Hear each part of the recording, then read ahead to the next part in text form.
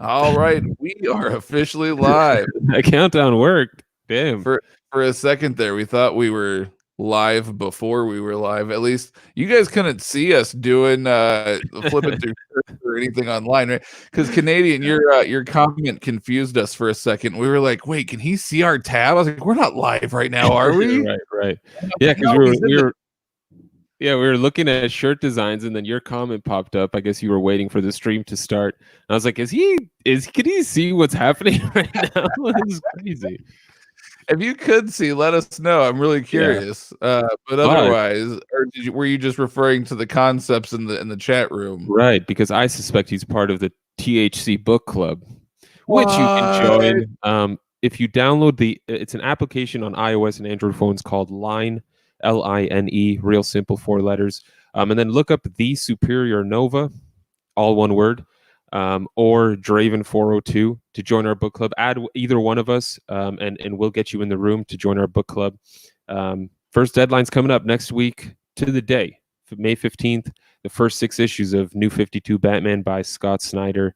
And we're planning to basically do like a 30-45 minute little stream sort of talking about it. Of course, in the chat room, people can go crazy talking about it as well. So if you're interested in that, check out that app. Like I said, Line, and then look up The Superior Nova, all one word, or Draven 402, Draven 402.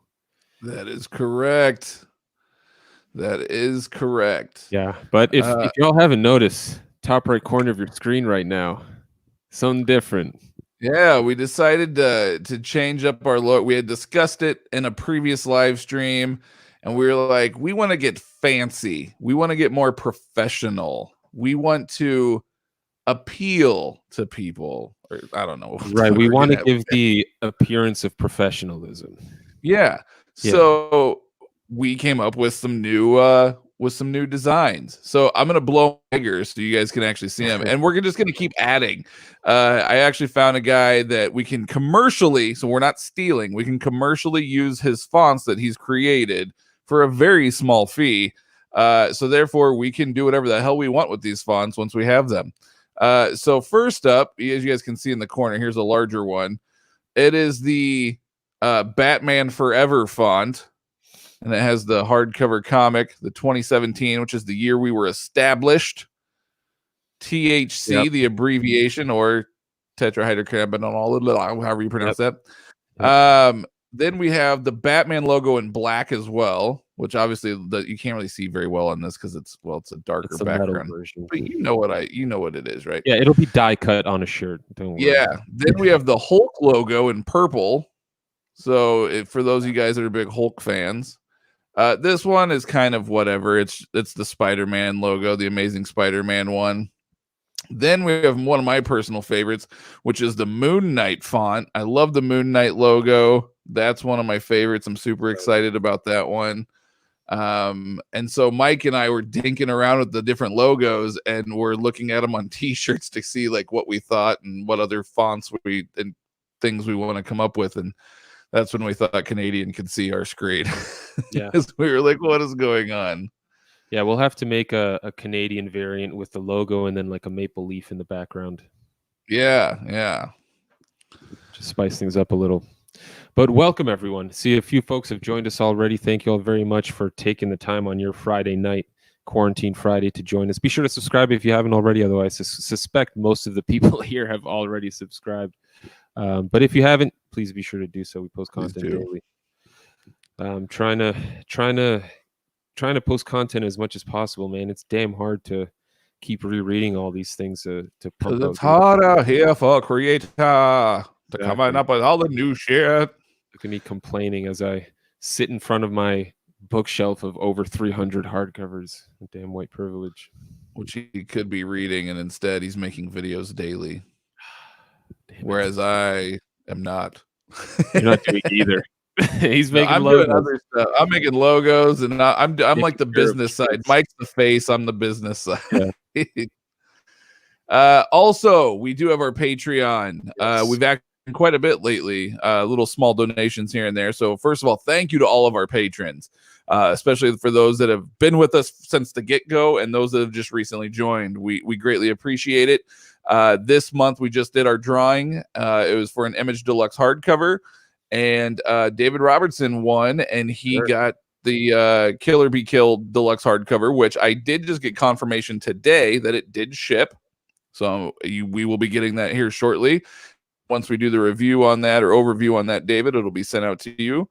And then next week, though, we do have enough patrons, luckily, that we think we can probably do a small omnibus next week for the first time. We've actually earned enough in Patreon money that we can actually do something kind of cool. So instead of doing like little deluxe hardcovers, we're going to be able to do probably a smaller omnibus. Or two deluxes. So.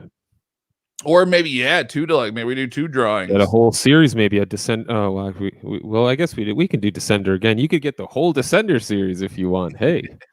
That's dope. But yeah, so we're pretty excited about that. It's heading up. I can tell you guys right now, when we initially kicked off this whole thing, we did not expect anybody to ever participate. We were actually really blown away when people started. I mean, even just $1 here and there. It was pretty cool to see, and we greatly appreciate the love, and we are excited to be able to do these drawings and give back to you guys. So for those that don't know, just as little as $1 a month. As much as however you want to donate, but as little as $1 a month is going to get you into the monthly drawings, books that we're giving away. And for every $1 that you donate, you get an extra like raffle ticket, so to speak. Like your name gets thrown in. And if you donate $10 a month, you're going to get 10, times put in there. But yeah, so that's what we got going on, and we greatly appreciate all those you guys that support us. And so thank you. You guys rock. Yeah, patrons are great. I mean, everyone's great. I don't think we ever expected to have anyone watching us live or no. It's awesome. When we initially started doing these, we weren't even live. You and me were just recording sort of podcast style, and then we discovered that we could go live. So we're like, let's just go live and see what happens. And just every week keep growing, and it's truly blown us away. We never expected it. So it's been pretty cool. It's been exciting. So I guess one thing I wanted to bring up is it's been a tough time for comic book shops in Canada here anyway. They're supposed to start shipping or receiving new books May 20th is the date that I've heard from my local shop. So a couple more weeks. But I saw today that the Canadian comic stores were the CLLDF, which is the Comic Legends Legal Defense Fund, raised some money for Canadian comic stores, and it was a total of $26,000. Now, wow, it's amazing. That's really awesome. But now is that US or Canadian? It's Canadian dollars, first of all. So it's like $12. it's a drop in the pond, but it's crazy that like this whole organization, and while that's a great amount of money to get, of course.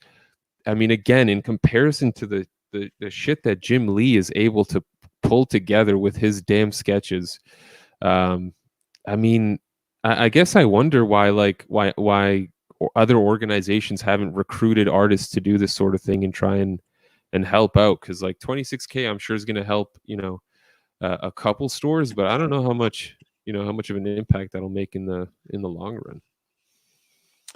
I don't know, man. It's better than nothing. You got to appreciate the fact that people are even trying to do stuff. I know Kevin Smith and Mark Bernard, and they were doing something with Binks, I think is what it's called. It's for like independent like bookstores, and comic book stores fall under that. And they were trying to raise money and stuff for that. And then but I mean, there's so many bookstores / comic book stores, and I mean, it's rough. So I mean, if you can and you guys are able to get out, I know a lot of states are starting to open up, and some places, even if they are open, are still offering curbside service and curbside delivery and things like that. So just make sure you guys are supporting, and it's gonna be good once comics start rolling back in. So I'm looking forward to maybe some normalcy, so to speak. But some new issues. Speaking of which, I saw Newsaram. I don't know if you ever visit that website, but that's my go-to comic book website. They actually put out a review for Cool. Pardon? It's not Bleeding Cool. Bleeding Cool is not your go-to? No. Bleeding Cool. Come on. Bleeding Cool. Well, granted, Bleeding Cool is my sort of it's always my homepage, but I just always go past it, right? Because your homepage is never. It's always the least important website on your Google Chrome. Man, Bleeding Cool is that's quite a website. I forget what that dude's name was who would write those hack articles. Rich Johnson. Rich, thank you. There you go. Your attitude changed real quick. Yeah. But yeah, I was reading. Shoot, I forgot what I was going to say now. Damn Sorry. it. You just threw me off. I had to throw out the Bleeding Cool. Something Newsarama. You don't know if I was reading Newsarama. Yes. Yeah, so they posted a review for Green Lantern season 2, issue number 3. And so this is written by Grant Morrison, still with artwork by Liam Sharp. But the difference with this issue is that Liam Sharp did everything for the artwork. So he did inking and he did the art or the colors as well. Oh, and instead of doing traditional coloring, he did this sort of painted style. And apparently they gave the issue a 3 out of 10. Oh. And they were saying a huge factor was Liam Sharp's artwork. So I'm very curious to check that out. I don't know if did they give like any preview pages for people to pull it up. Let's see it. I'll try and pull it up. Let's be the judge because Liam kills it. Like his pencils are amazing. I thought it looked great because he did like a nice paint style. Hold on, sorry, let me pull it up. All right, well if that's the case, man, maybe you're gonna have to put Newsarama on the same list as Bleeding Cool. Oh yeah, maybe. I mean, granted, I'm usually a headline guy, or I just look at solicitations and make my own headlines based on those. Because I don't know, some of these articles are just silly. All right, let me share my tab here. Dun, dun, dun, dun, dun, dun, dun, dun. Share screen. All right.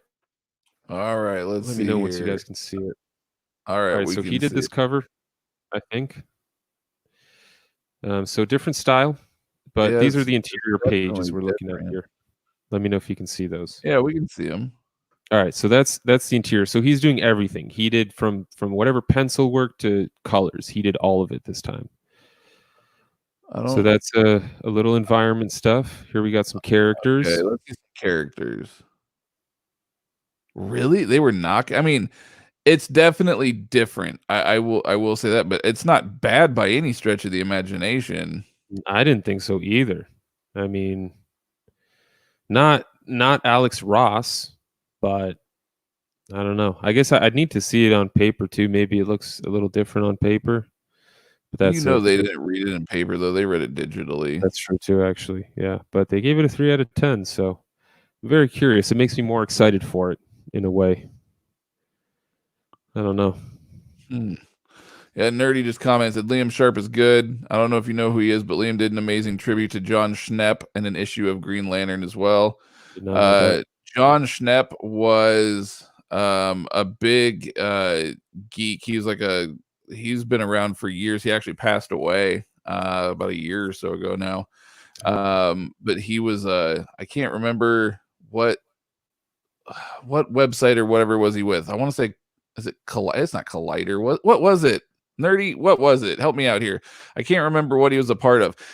He was also if I remember correctly, he was also a big factor in helping get that Superman documentary out there. Superman Lives? What happened? Yeah, like whatever happened. Like he was a big part of that documentary, and like he was part of the reason why that documentary got released. Gotcha. And that's a great documentary, by the way. If you guys have never seen that, like I think Collider, it's like it was Collider. Okay, so it was whatever happened. The Death of Superman Lives. What happened? Yes, that's it. Yeah. And that's such a great documentary. It is so incredibly good. He also directed episodes of Metalocalypse. Did not know that. Sweet. Yeah. No, he was a big teddy bear of a guy. He's a big in the nerd culture world, and he passed away about a year or so ago. Should we run through some of these? Say hello to some of let's say hello to some people. First of all, we've already discussed loving the shirt concepts. Well, stay tuned, sir, because we're gonna be showing some stuff here live if we feel saucy enough. In a few weeks, all of our videos will have THC shirts in them. For sure. Me and Mike are just gonna be the only ones buying and wearing them, but we'll have like I'll be wearing one. New I'll in have a every couple in video. the background. Yeah, you know, I'll just keep pushing Just it all up. over. Hey, what's Shooting up? them out of Sandman? cannons. Hey, Sandman. You get a shirt. You get a shirt. Check K under Hall. your chairs, everyone. What's up? Love that you guys do late streams. So do I, because it's my sanity. Yep. Hopefully my youngest is sleeping right now. I was trying to get her to go to bed, so fingers crossed. So if you guys see me dip out real quick, that's why. Sandman, support Lemire's Kickstarter. My buddy and I just did the $40. Yep. Looks awesome. Mentioned that last week. Cosmic Detective. Yeah, I don't know. How much did you pledge? 40. I'm getting that hardcover. 42. Speaking of Kickstarters, real quick, Yes, there is a new one coming out. There's a go for it. You can go for it. You can go for it. I know you. I was super excited. I haven't backed it yet. I will back it. I just haven't decided which level I want to do yet because so one of the greatest and coolest people I've ever met at a con, Mike and I had a blast talking to this guy a few years ago. But Mr. Ryan Brown of God Hates Astronauts fame and Curse Words with Charles Soule, he just launched a new Kickstarter for he just launched a new Kickstarter for Curse Words, where they are doing a Curse Words Kickstarter. Let me throw it up on the screen here. For the entire like omnibus hardcover collection. It's going to collect the entirety of Curse Words. So I'm very, very excited about this. If you guys have never read Curse Words, it's a really awesome image title. It's funny, it's epic, he's got a koala sidekick. How can you go wrong? Look at that. Charles Soule writing, that's a gorgeous book too. Ooh. I wonder if Omaha Bound actually did that, because they do. I mean, they're the ones that did God Hates Astronauts. Yeah. So anyways, absolutely gorgeous hardcover. What do you got to give to get that hardcover? $75 to get the hardcover. That's not, you know what? Honestly, for a boutique sort of smaller, low print hardcover omnibus, they're limited on the. Excuse me, they're also limited. So once, so if you are interested and you do want to get the hardcover and you want to pledge that 75 or more, you definitely want to do it now because they are limited print runs. I don't know exactly how many. But they're not unlimited. So once they sell out, they're sold out. Like Mike said, it's a very boutique, one of a kind type book. Yep. Also, if you pledge $85 or more, you can have Ryan Brown do a sketch in it. Choose who sketches, or you can have Charles Soule do a sketch in it. But Ryan Brown, if you guys have never met him, he is honestly one of the funniest and coolest guys we have ever met. We bought him a beer. He gave me a free sketch of the Curse Words main character and stuff. So it was really awesome to get that. I have it somewhere. I'll need to find it and I can show it on the next live stream. But we hung out with him for a while, talked Canadian television kid shows, even though he was from Michigan. It was the funniest thing ever. Mike's like, "Oh, are you from Canada?" And he's like, "Oh no, I just grew up near the border, so I watched a lot of Canadians' children television." You remember all that, Mike? We were talking about the Canadian. Yeah. Oh my God, it was so funny. I remember the quest to get him a beer, all that. Yeah, that was a mighty quest. And then he, of course, took the shitty beer. I was like, well, I have this beer and this beer, and he, of course, I think it was like a Schlitz or something that he ended up taking. And he's even said, he goes, "Oh, that's like the worst beer ever." If you guys are interested, God Hates Astronauts.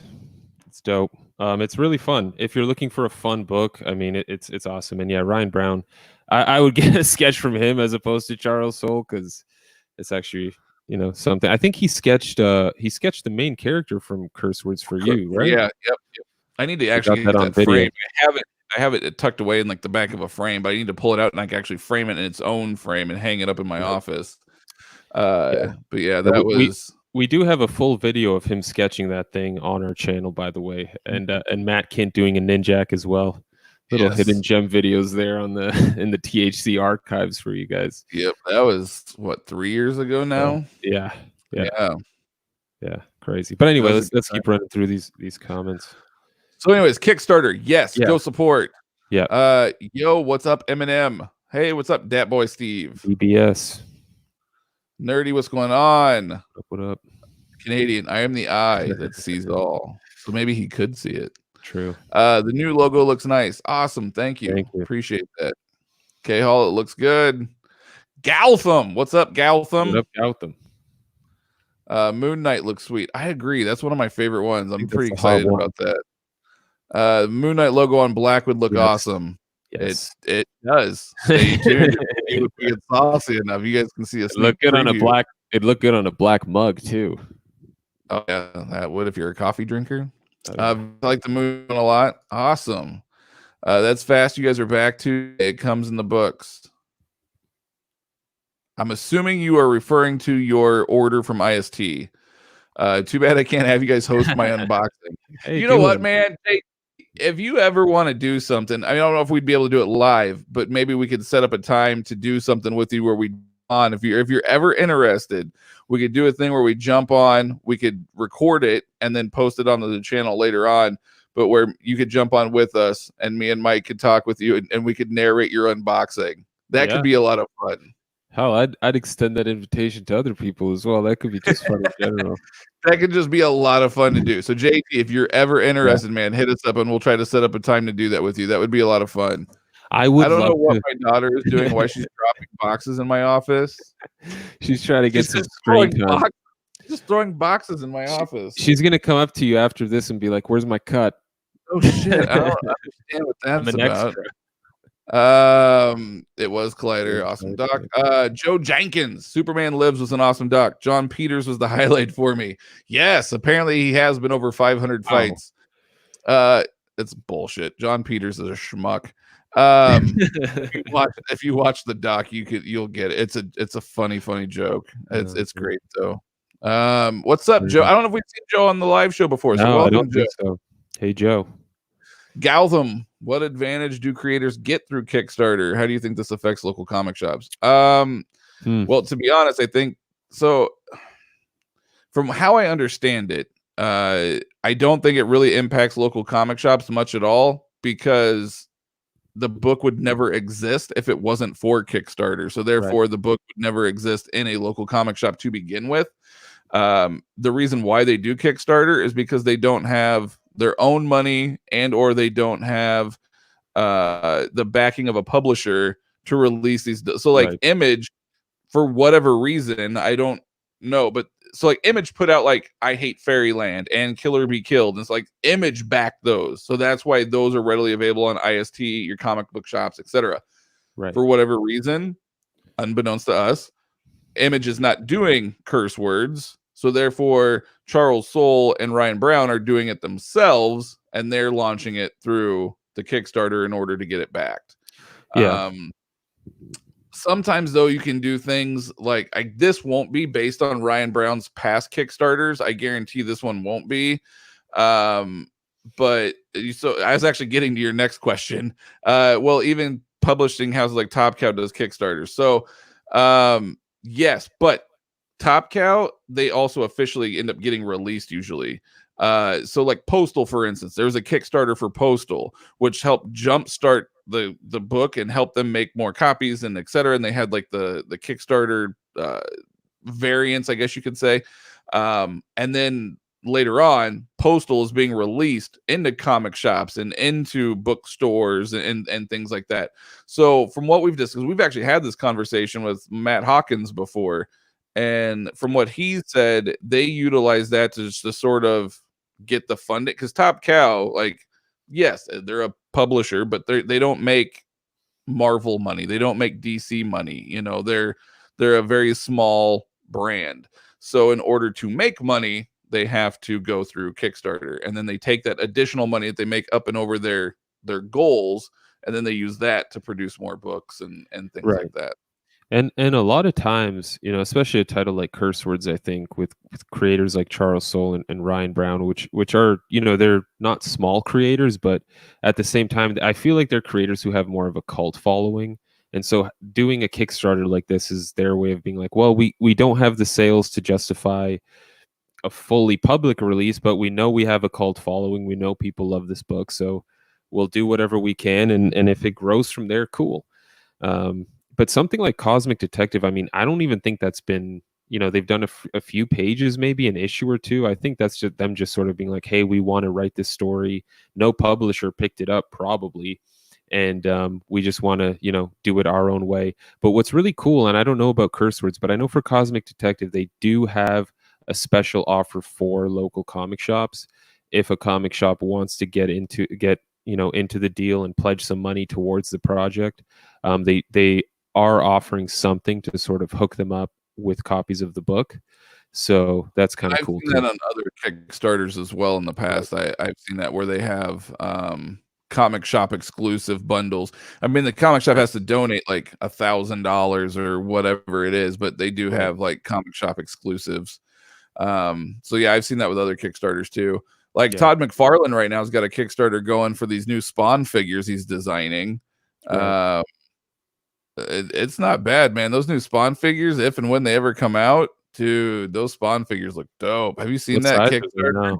No. They're like 7 inches, I think. They're like actual action figures. They're not like statues. Like an action figure.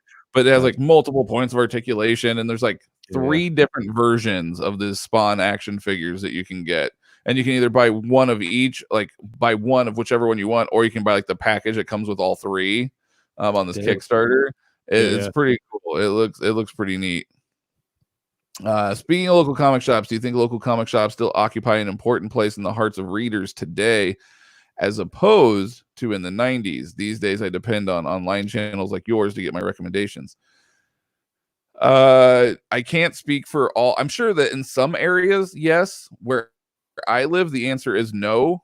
A lot of the comic shops that in my area, even though they might be nice and they might have a really nice selection, most of their business depends upon Magic the Gathering, Pokemon, Warhammer, like all of like that stuff. Like it doesn't, comics are like a second thought. Like that's not their primary source of income. It's toys. It's everything else nerd culture wise, and comics are sort of an afterthought. It's unfortunate when you see comics in a comics shop the same way you would see comics in like a convenience store back in the day on a spinner rack. You know what I mean? Where it's like, I'm going into a comic shop, but most of the store is Magic the Gathering or Pokemon collectible card game or some whatever tournament's happening that day. I think in terms of getting opinions, I don't think anyone goes to a local comic shop. Every store I've been to, except for one, there is one this is going to be a huge insider information. In Streetsville, Ontario, there is a shop where the owner actually knows what the hell is going on in comic books and can offer recommendations. Everyone else, no, I'm kidding, dude. Literally, like the shop I go to, I love the guys that run it. They're awesome dudes. But I asked them, like, do you guys still read comics? And they're like, no, not really. I was like, well, okay.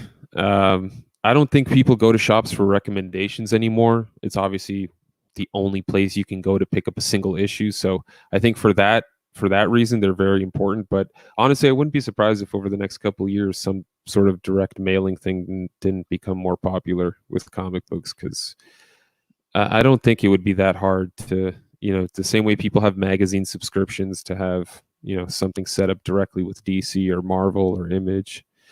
I don't know. Yeah, it's kind of sad, honestly, and I wish I mean, like I said, I've had 7 or 8 comic book stores within an hour of me, and I think I've been to 2 where I could like say, hey, have you read this or have you heard about this? And they'll be like, oh yeah, no, and they can talk to you about it at length. I would say probably like 85% of the stores in my area, I've asked them like about omnis and deluxes, and they have a huge selection, so obviously they carry them. And I'll bring up something like I said, I called about one point Garth Ennis's Hellblazer because I wanted to help support local comic shop, and so I called them, and they always collect omnis and stuff. And I said, hey, have you guys heard anything about the Hellblazer omnibus? They had no idea it was even coming out. Like they had absolutely no clue. And when I've asked them about other like new comics and things like that, they have no idea. Like I said, like for them, it's mainly about toys. It's mainly about like pop culture, Funko Pops and things like that. And then like Magic the Gathering and Pokemon. Like that's where a lot of them get their money from. So I don't know. It's sad. And I'm sure there's some places that are like super knowledgeable, and I wish I lived there because I think it would be really fun to be able to walk into a shop and have a conversation. Well, if you and I opened a shop, it would be. It'd be a lot of fun. We should do it. THC. Yeah. Yeah. Hey, man. THC shop. You enter through the left door, you're getting the comics. You enter through the right door, well, you're going to enjoy those comics a whole lot more. That means we're going to have it in Canada, though. We can't open it here. Right. So we're going to have to open the THC shop in Canada. Let's open it in Quebec so we're right near the printers where they print these omnis and bind them. Do you think we'd be able to get a deal, though? Because, I mean, hell, you guys have to pay double the price because they ship them to the U.S. and then have to ship them back to Canada. We'd have to, yeah, I think we could work something out. We'd have to at least learn French a little bit and maybe find someone with a drug problem that we could influence. Yeah. You know? We'll have to figure that out. Yeah. Off camera because it's illegal. But yeah. The Todd McFarlane Kickstarter. Oh, it ended today. Jesus. It racked up $3.5 million. I think his goal was 300,000, and I remember looking at it like the day it came out, and I think he hit his goal. And I want to say his initial goal was like 300,000, and I think he hit it in less than 30 minutes. Damn, it was no joke. It was absolutely insane. I didn't back that one. I debated it. I really, really did. But I was like, man, I just don't have room for more I don't have enough room for stuff anyway. But they did look awesome. They looked really, really cool. So for those that backed it, you guys are going to get something really neat. Oh, 100,000 was the initial goal. But yeah, he hit it in like 30 minutes. It was insane. Damn. The only thing that local comic shop holds an advantage over online distributors is perhaps single issues. Yeah, but if they don't read them, then they can't recommend stuff. Like I said, I have 2 shops that people actually seem to know what they're talking about. Yeah. I love talking to local comic shops for advice on what to read and where to start. That is awesome that you have a local comic shop that can actually offer you that. What city are you in, if you don't mind us asking? I'm curious. Because like I said, where I have a lot of shops, but not very many of them read comics. Why doesn't McFarlane just crowdfund his sole desired Spawn movie? He would keep all creative control. That would be amazing. I don't know what's going on with that movie. Like, I know that it was supposed to be straight on horror. Spawn was going to be more in the shadows, like the entire movie. It is going to kind of be like the boogeyman. Jamie Foxx was playing Spawn. And Todd McFarlane wanted to direct, and then I think the studio said no because you don't have any directorial experience. That makes sense. I have to agree with the studio in that regard. That makes sense. But yeah. Well, I mean, granted, he was a comic book artist, so I guess in a way you could sort of, justify some sort of I know how to, sequence things and set up a shot, I guess, but. Yeah, it's very different. It's very different. Yeah. I don't know. But you know how Todd is, man. He wants everything. He wants to do everything himself. Yeah. I wish I had a comic shop near me. I have to drive 2 hours to get to the nearest one. In my city, there's pretty much nowhere to buy single issues. Damn. Man. Yeah, that's what I mean. Like they have to come up with some sort of digital.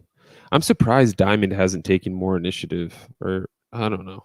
I guess they don't want to throw local shops under the bus, but like at least consider options for people who are 2 hours away from a comic shop and can prove it in some way, shape, or form, right? Well, that's why they have like the DCBS mail order. Well, I guess so. I mean, it's not the same, but right, mail order comics. The local comic shop in my town is amazing and talks to the customers and gives advice just like that, and we'll just hang out and talk. That's awesome, man. What shop is that? Give him a shout out. Let's know the name. That's pretty sweet. Andrew, I go to a shop in Corsicana. Is that right? Corsicana, Texas. Corsicana. About 45-minute drive from where I live. He was a comic reader before he started and still reads. That's awesome. Nice. That's really cool. The love of the business. Would you have a problem driving 45 minutes to a shop? Like, I wouldn't mind if I'd probably only go like once a month or twice a month, but no, because I have like 3 shops that are 45 minutes from me. Fair enough. So I wouldn't mind. I'm I'm good with that. Yeah. Actually, I'm gonna take you to those shops when you come down here. Hell yeah. Gonna be an epic video. Give Toddy an executive producer. Oh, I'm sure he's at least got an executive producer, if not an assistant director. I don't know, but for sure he's definitely got that executive producer title. I guarantee that one. Yeah, he's one of the first 5 names you see in the credits. The owner is one of my best friends. Score. Does he hook you up with like the discounts and things that he gets from Diamond, or do you have to pay full price? How good of a friend is he? Right. JT, should I get Stanley Daredevil? Yes. Number one, at that point, Stan has established himself as a writer with Fantastic Four and Spider-Man. So he's kind of sort of got his writing chops and things under his belt, writing superheroes at that point. Not only that, but later, like into the run, like I don't remember what issue it comes in at. I'm 20, maybe. I can't remember the exact issue. But earlier on in the run, Gene Colan comes in on art. And dude, Gene Colan art is spectacular. Like underrated artist. Very underrated old school artist. I absolutely love Gene Colan's art. My favorite artist of all time, I've discussed at length, is Tom Mandrake. And Tom Mandrake told us in an interview that we did that he is actually extremely influenced by like people like Bernie Wrightson and Gene Colan. So yeah, man, Stanley Daredevil solid for Silver Age. And you enjoyed the Silver Age? For sure, go with Stanley Daredevil. Right up your alley, yeah. Yeah, it's probably some of the best Stanley Silver Age material. I agree. I love it. Nerdy Outer Limits in Murfreesboro, Tennessee. They do a lot of online and I'm gonna have to look them up then. Okay. That's cool. Maybe I can help support a little from afar. Outer Limits. Do you guys read prose books? What have you been reading lately? That's a great question, my man. Yeah. I used to. Yeah, I don't anymore. Just partly one, I don't have time. So for prose books, when I did read a lot, so I was really big into Stephen King for a while. And then I sort of got into like this, like in my early 20s, I got into like self-help books. And I've read some amazing ones. I'm not knocking them. I've read some absolutely killer books. But then after that, I got really, really into biographies. And I probably own like 50 different biographies of just people that I find interesting. And so I absolutely love biographies. So while it may not be like a fiction novel, so to speak, I love biographies. Always have. Just absolutely love biographies. I think the last one I read, it's been a couple years, but I think the last ones I read were the 2 books that Corey Taylor from Slipknot did. One was about the ghost stories that he's dealt with over the years of, or that he's experienced while recording and on tour and things like that. And then the other one was like the 7 Deadly Sins or something like that. I can't remember exactly what it's called, but that's what I last read as far as that's not a comic or something that I had to read for work. I have to read all those manager, like, hey, how to better manager books. I always have to read those too. Right. Count those. Yeah, I mean, prose novels were definitely a bigger thing for me back in the day. Honestly, just even a couple years ago, I was reading all these fantasy novels, but now, yeah, I don't have time for it. There was this trilogy I read, a year or 2 years ago. Is called the trilogy was called Shades of Magic. It was pretty fun. It kind of reminded me, as you recently found out through Line, one of my favorite movie of all time is The Prestige, and I love any sort of magic, not necessarily stage magic, but the idea of even real magic and sorcery, and then these really intricate characters. And this author V.E. Schwab, I've actually read most of her books, and really enjoyed them. So those are the most recent things I read. And then again, just mostly fantasy novels. That's usually what I've stuck with for prose. And then as far as what have I been reading lately, just in general, so I'm rotating my 5. So I'm reading, finishing up. I'm almost done with all 5 now. So I'm really excited to say, hey, I just knocked out 5 books out of my collection. But Masters of the Universe Omnibus, Hitman Volume 2, Booster Gold Custom Bind Volume 1. It's like 1 through 39, and then Time Masters. My Ghost Rider Volume 1 Custom Bind, and my Hellstorm custom binds, so a lot of customs. Crazy. But Yeah. 4 out of the 5 are customs. Yeah, so that's what I'm currently reading right now, and I'm having a Yep. freaking blast with all of them. Hell yeah. Ghostwriter, man, that one's kind of a slog every now and again. Sometimes I got to push myself on that one. I love the character of Ghostwriter, absolutely love it. Yeah. But all that Midnight Suns and the rise of the Midnight Suns, like it got so convoluted and kind of confusing at times that it can be a pain to kind of get through. But Right. so what have you been reading comic wise? For me, aside from my Alan Moore books, yeah, I've been reading a lot of Alan Moore for this next part, talking about the best Alan Moore books, which really is like, I feel like it's kind of silly because is there a bad Alan Moore comic book? I mean, I feel like I'm just going to end up talking about all of his stories at the end of the day. Aside from that, I've been reading a lot of horror comics. So Yes. give folks an idea of what's coming soon. Yes. Like what titles? Today I read Nameless by Grant Morrison, and it's like, have you ever read that? Yeah, remember I bought it like a couple years ago, and I messaged you and I go, "Have you read?" I picked it up for like $5, and I was like, "Have you read this? This is weird." So it's like my 4th or 5th time reading it, and I finally get it. I finally get it. Oh, yeah. It's actually pretty damn incredible. It's just really crazy ideas. So he's taking all these weird, occult ideas. He keeps mentioning this language, this Enoch language, which is like the language of angels, which was created by some guy in the 16th century in real life. Like someone literally wrote saying this is the language of angels. And basically this plot of the story is there's this 5th planet that sat between Mars and Jupiter. And basically there was a huge war on this planet. It was called Marduk. And there was a battle between the Titans and Outsiders. And they battled for 15,000 years and eventually decided, we're going to screw up this whole universe. Let's destroy our planet. And in destroying their planet, the prison within their planet was released as an asteroid in the solar system. And so now in this story, this asteroid is coming back. It's called Xibalba. And this asteroid is, Graham Morrison with his crazy mythologies and shit. It's basically on a collision course with Earth. And it turns out that this meteorite, this comet, is actually a prison for an alien that doesn't necessarily have a physical body, but it can infect ideas and thoughts.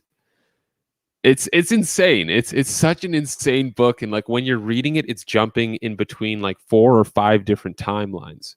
And Grant Morrison, of course, being the gentleman he is, doesn't tell you which timeline you're currently reading, so it all sort of looks like this cluster of shit that's being thrown at your face. Yes.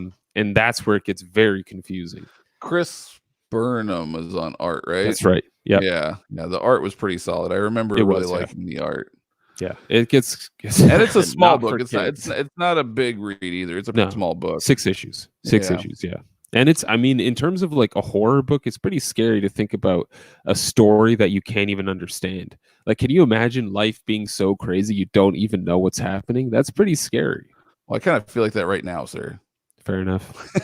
It's true. It's a scary time. We're living that world as we speak. It's true. It's in the air. It's this invisible thing that'll kill you. Yes.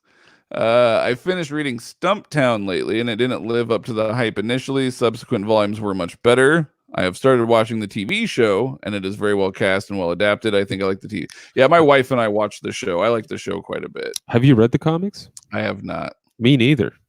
And I also just saw that The Old Guard, the Netflix trailer came out. That's another series by Greg Rucka from Image Comics. Oh, really? Yeah. So there's a Netflix show coming out called The Old Guard, based off of the comic book. And I think the trailer dropped today or yesterday, something like that. I haven't checked it out, though. I'll have to look at that tonight. Yeah, I'll have to look at that tonight. I had no idea. Yeah, it's cool. People keep trying to get me to buy Wolverine Epic Collection. Yes or no? Some of them are very expensive. Yes, and they're not all good. It just depends, man. I think there's better. I mean, honestly, if you're looking at Wolverine, I'd recommend the omnibus that just dropped. But I mean, go with what you like. If you like Wolverine as a character, sure, give it a shot. If you're not a fan of Wolverine as a character, I think there's other books you could probably get that you might enjoy more. Greg, my X-Men by Morrison finally arrived. I absolutely loved it. I cannot believe it took me so long to read this run. The only bad thing is the art is kind of all over the place. I am going to have to agree with you on that one, sir. The art is sort of all over the place. And Mike is actually a big fan of Mr. Quietly and his art in that book. Yeah, but the art is all over the place because it goes from like Frank Quitely to, I think, like Dustin Nguyen to, I forget who it is, Peter Abramovich or something, who apparently, it turns out a lot of people criticized his artwork because it was not very good, and I agree. And then he came back saying that Marvel was giving him unrealistic timelines where he had like 2-week deadlines to get an issue done, and so he was really rushing. But yeah, the artwork is definitely the styles change a lot, which is the biggest problem. I started reading the Halo books. Actually really good, and there's like 20 or 30 books in the Halo universe so far. I've heard about that. Yeah, those video games in general, like StarCraft and Warcraft, those had a shit ton of books too. I feel like video games usually. It's definitely a world you can expand upon for sure. Yeah. Also, if anyone's looking for a lighthearted read in these trying times, I highly recommend Hitchhiker's Guide to the Galaxy. Funniest book ever. 42. Nice. Robert J. Williams just finished Garth's amazing run on Hellblazer and then started the current run. I'm assuming he means Spurrier's run, but I'm not feeling it. I think Spurrier's run might be better binge read. So I think maybe we should wait and see what he does and then binge read it.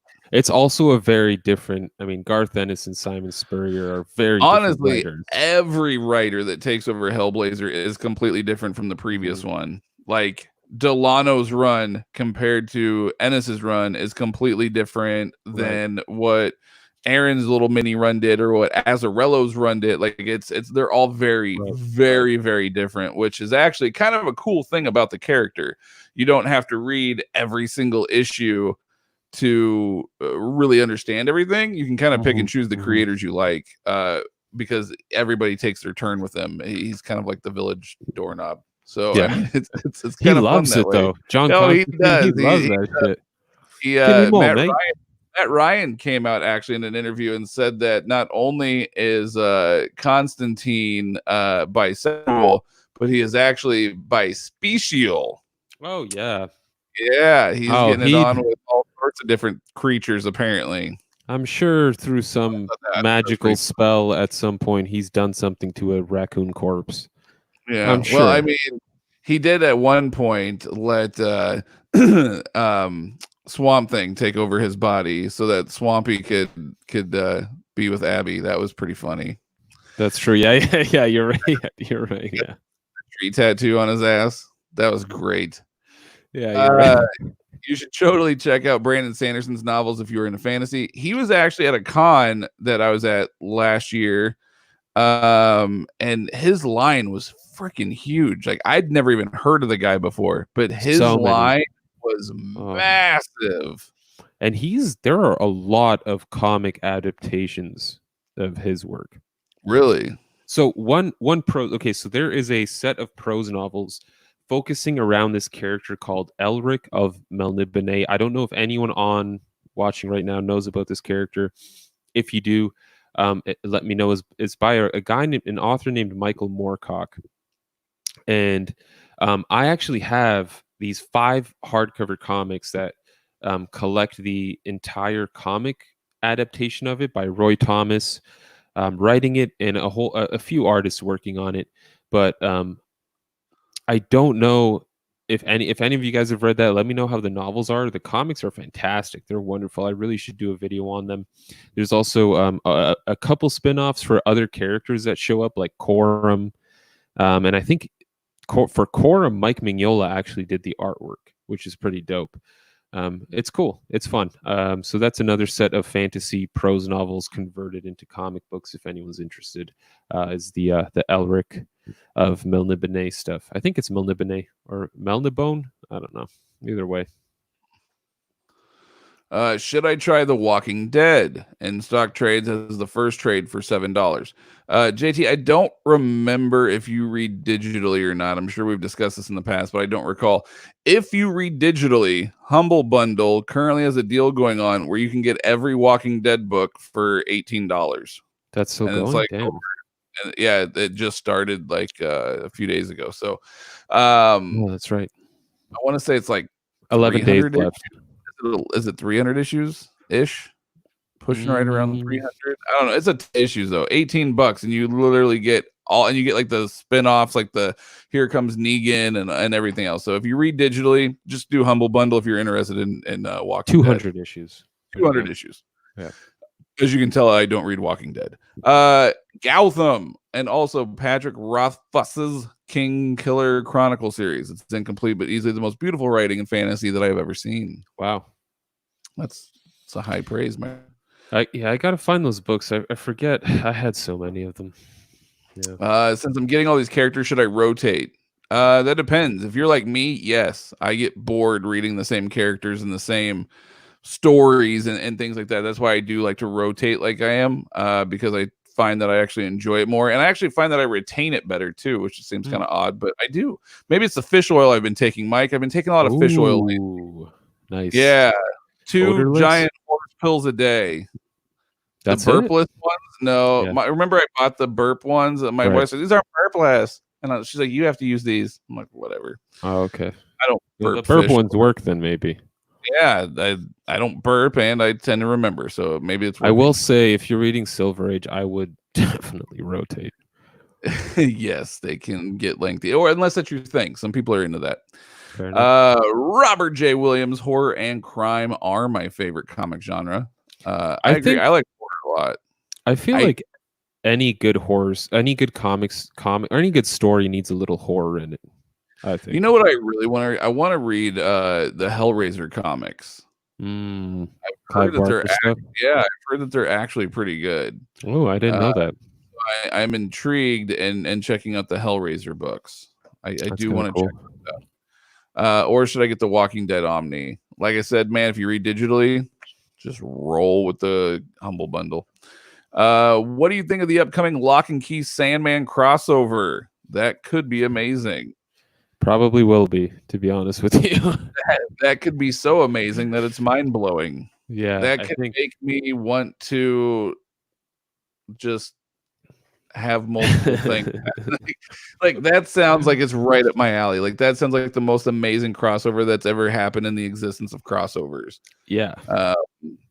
Who's writing it though? Is it Joe Hill that's writing? Yep. Oh, dude. Yep. Nope. That's Gabriel Rodriguez doing the artwork.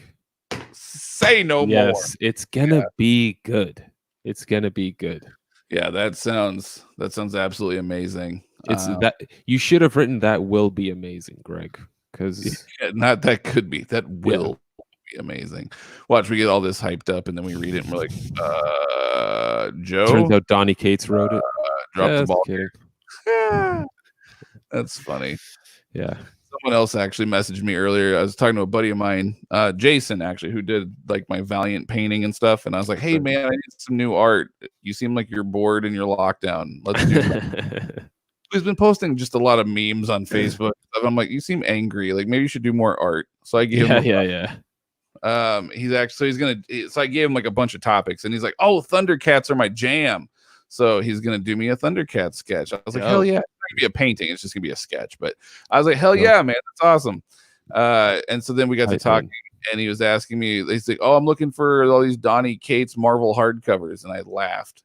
And he replied back, he goes, oh, you're not a fan. I was like, not of the Marvel stuff. Yeah. Yeah. So, yeah. And then our comment earlier today was just really funny. Is it with a cult and genius writers? Both Alan Moore and Grant Morrison are into it. And they hate each other. Yeah. I'm going to tell you something, Gotham. I know Alan Moore and Grant Morrison are into it. That's 2 names. That's it. All the other guys are trapped in a basement somewhere going crazy right now. It's not, I don't think it's a common thing for a cult and genius writers. I don't think that's a common thing. I think Alan Moore and Grant Morrison should count their blessings that they got away with relative sanity intact.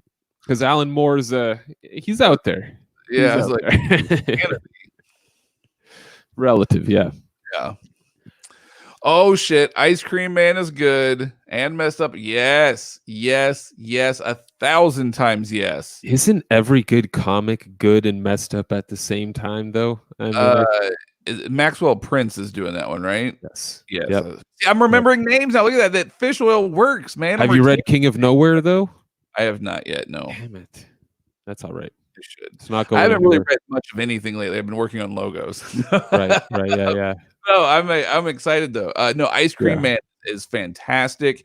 I saw that someone had actually eBay. They had a deluxe like convention hardcover of Ice Cream Man, and I was like, oh my god! I was like, they wanted like $100 for it, and I was like, if it's at least like the first 12 issues, I'll buy it to have it because I love Ice Cream Man, right?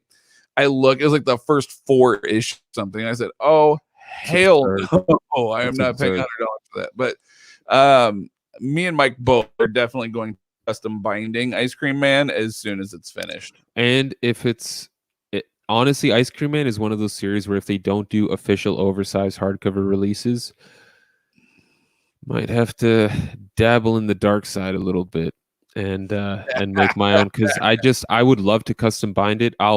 I'll even, you know what, because Comixology, if you buy an Image Comics title, they will give you the DRM free download as well.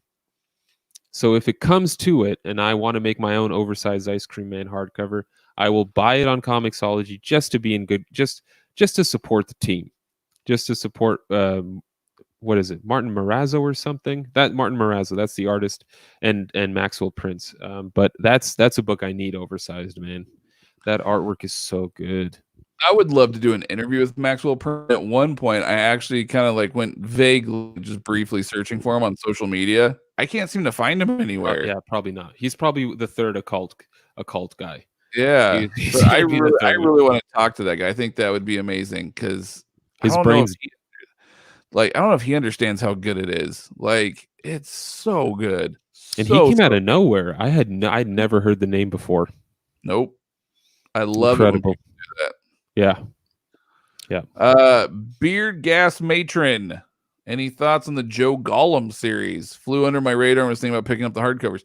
I've also been debating on picking up those hardcovers myself, man. I've never read it, but it definitely interests me. That's Mike Mignola, Christopher Golden as well, right? Yep. I'm on the same page. Prose, or are those also... that one confuses me since I've never actually had the book in my hand to flip through. Is it prose? Is it comics? Is it prose with like illustrations now and again? Like, what is it exactly? I think it was. I was under the impression it was the last one you mentioned, but a good visit to one of our favorite websites, because it looked interesting. It was like Joe Gollum, a cult detective or something like that. And I was like, that's right. This looks really good. I really kind of want to check this out. And see, I've been really, really debating on picking it up, but let me see here 1 second. Because there's like 3 hardcovers, 4, something like that. It's a regular comic. It is a regular comic. Well, that makes me even more excited. Just browsing through it, it's got sort of an Ed Brubaker, Sean Phillips sort of vibe to it.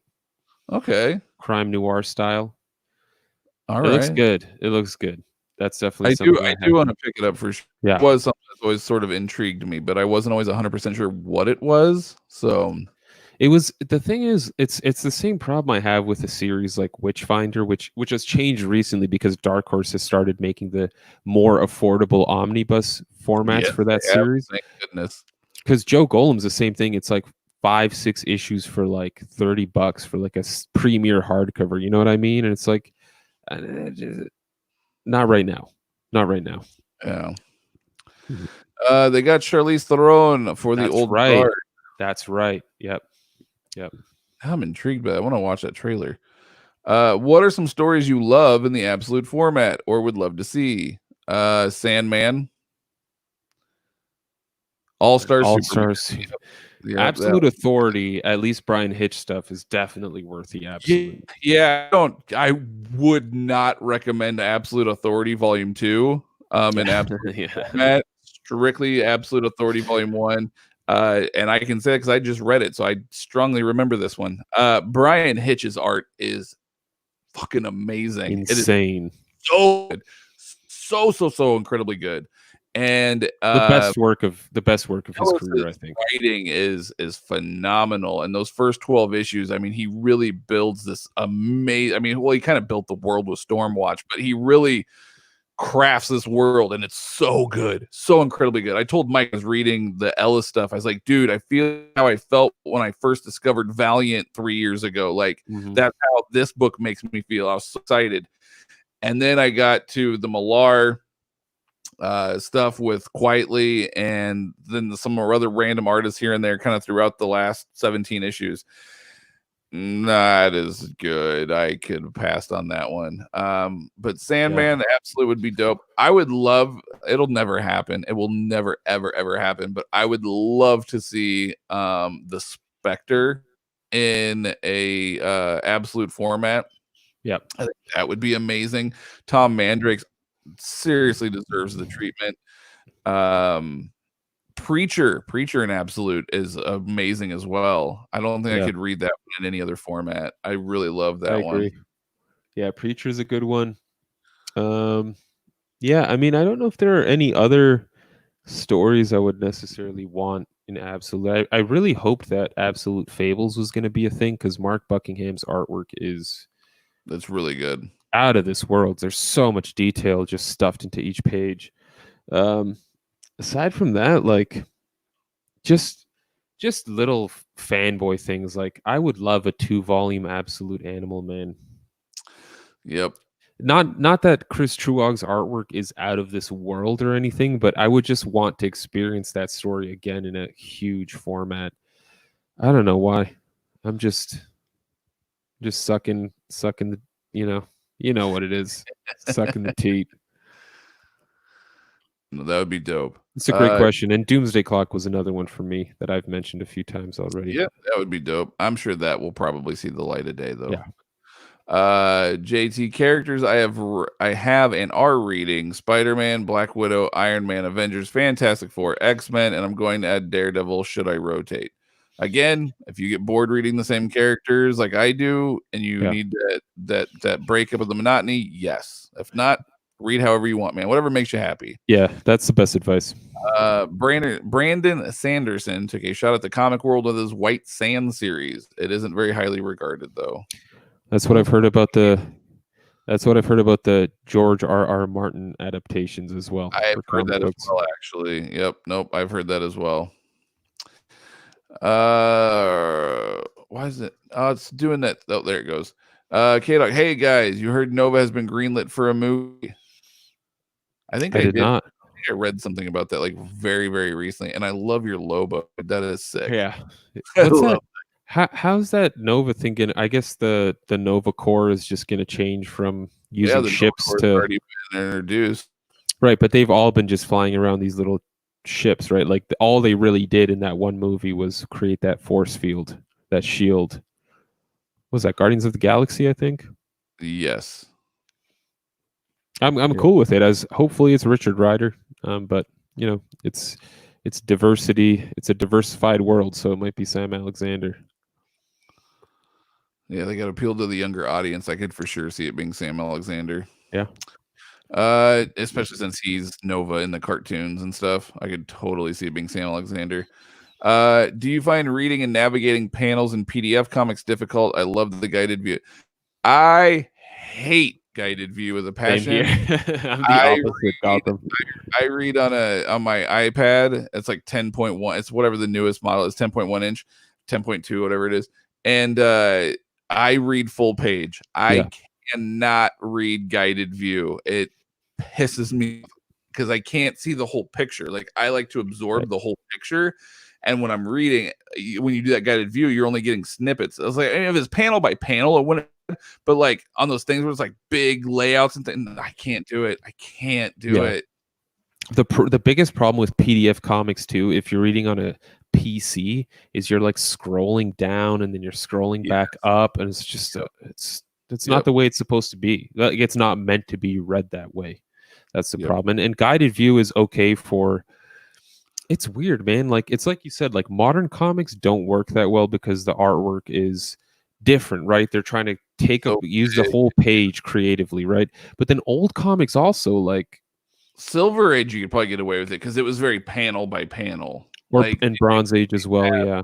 they didn't really. So I mean, you could probably get away with it in those ones, but But even something like Gene Colan, even though it's older artwork, like you're not gonna appreciate that panel to panel, man. He's breaking the panels. As soon as the artist breaks the panel, it's over. It's not the same unless you're seeing that full page. yep, agreed.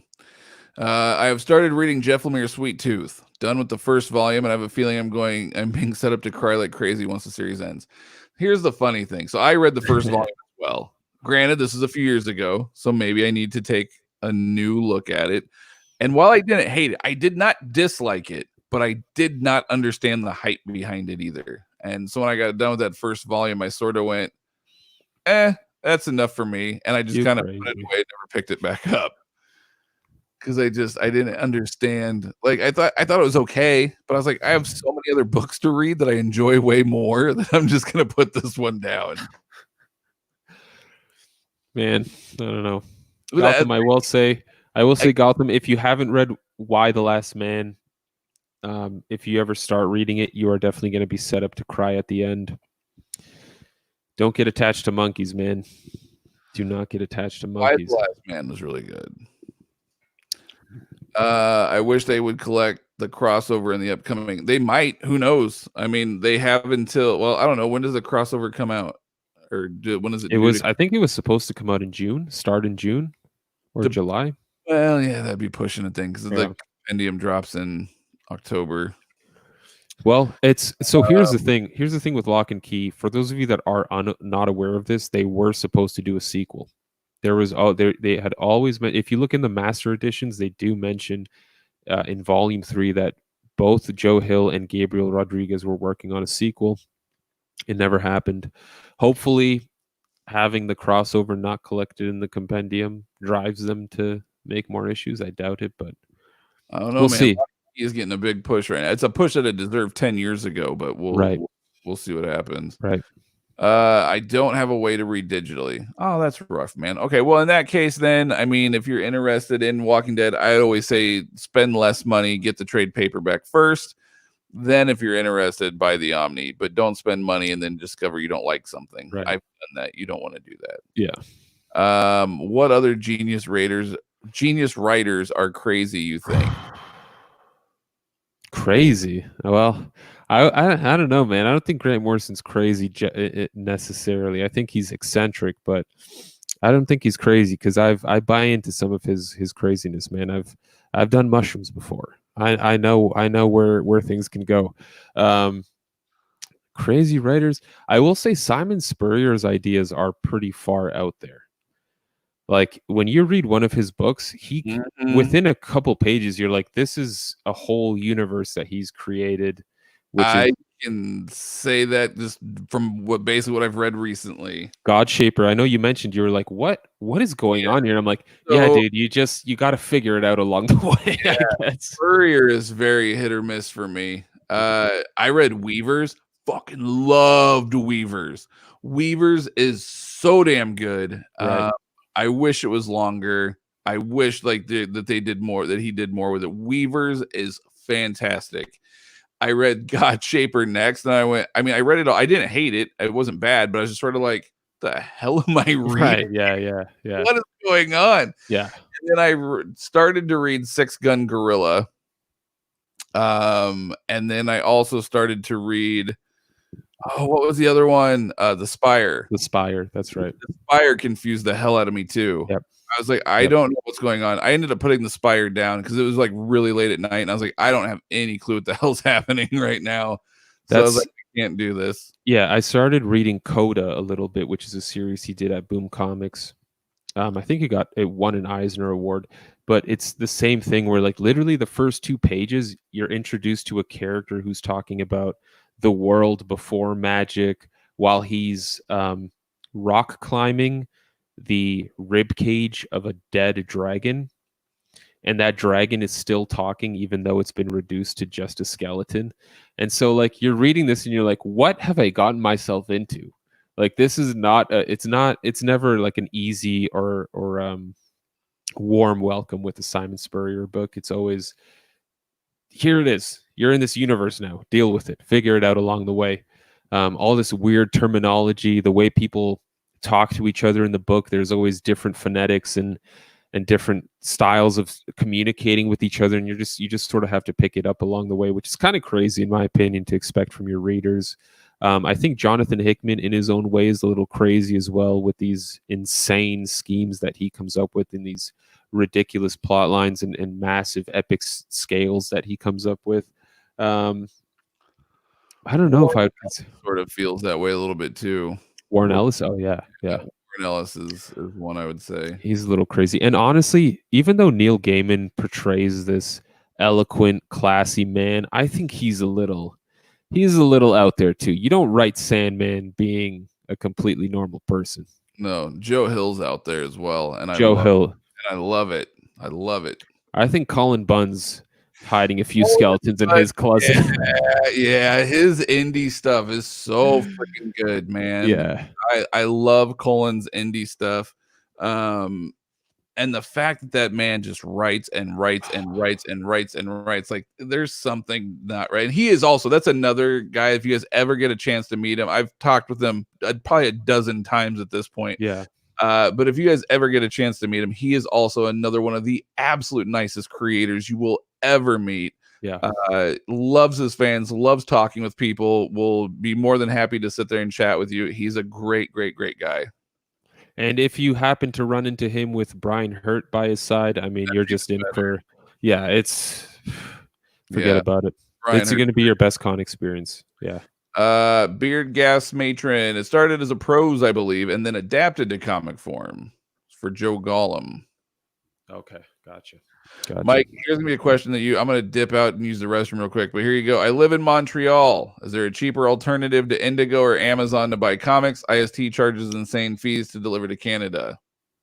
Yeah, Joe, there's not. It's unfortunate, especially since you live in Montreal, because most, if not all, DC, Vertigo, whatever, anything under the DC Comics umbrella gets printed in Quebec. So it's like, why, they're being printed and manufactured there. So not only is DC Comics getting a really good deal utilizing the Canadian dollar and its low value right now, but they're also shafting the Canadian comics community by making the prices ridiculous. I mean, some omnis are costing $200 cover price pretty much at this point, which is ridiculous. It's absurd. I think that's way too high of a price. I have not found an alternative to Indigo or Amazon, which is unfortunate. If you want, Montreal's a bit of a drive. It's about 6-hour drive, 7-8 hour drive to the border. I know some people set up a PO box right on the other side of the border in Montreal, Detroit, wherever you want to do it. In Buffalo, Detroit, wherever you want to do it, and they'll basically have it delivered to that PO box, and they'll pick it up from there. Aside from that, man, yeah, there's nothing really in Canada. I know there are a few distributors that work through Amazon, but I mean, their prices are usually not cheaper than Amazon itself. So it's unfortunate, the whole thing. Being a Canadian comic collector, especially for hardcovers, deluxe editions, omnis, it's a rough deal, man. I know exactly what you're going through, and I've noticed myself personally that Amazon has gotten a lot worse with discounts. There used to be a lot of books that were 42% off, some 50, 60% off.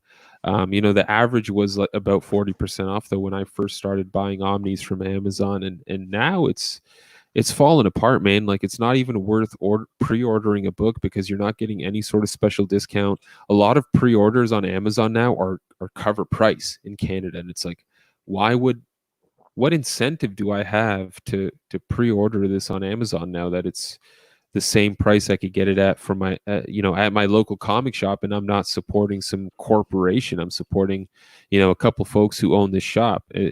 It's weird. I don't know what Amazon's plan is, but if you guys are buying omnis in Canada from from Amazon and you're not getting a discount, may as well go to your local shop, help those folks out. Sucks. Good point.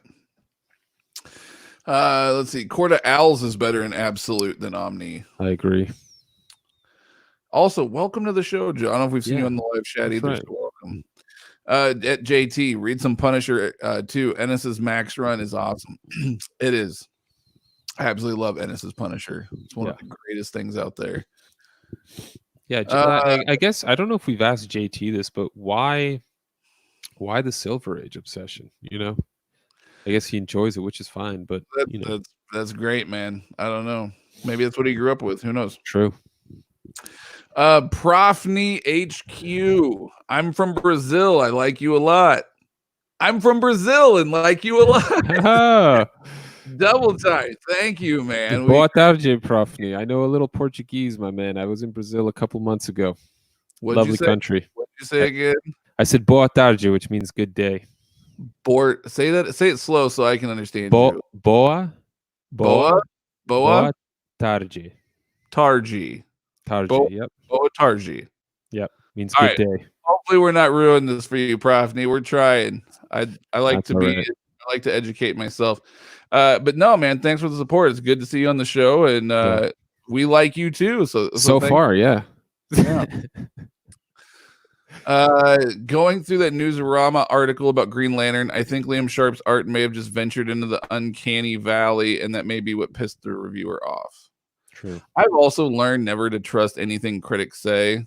Yeah. Including myself. No, what's the uncanny valley in the comic book artwork?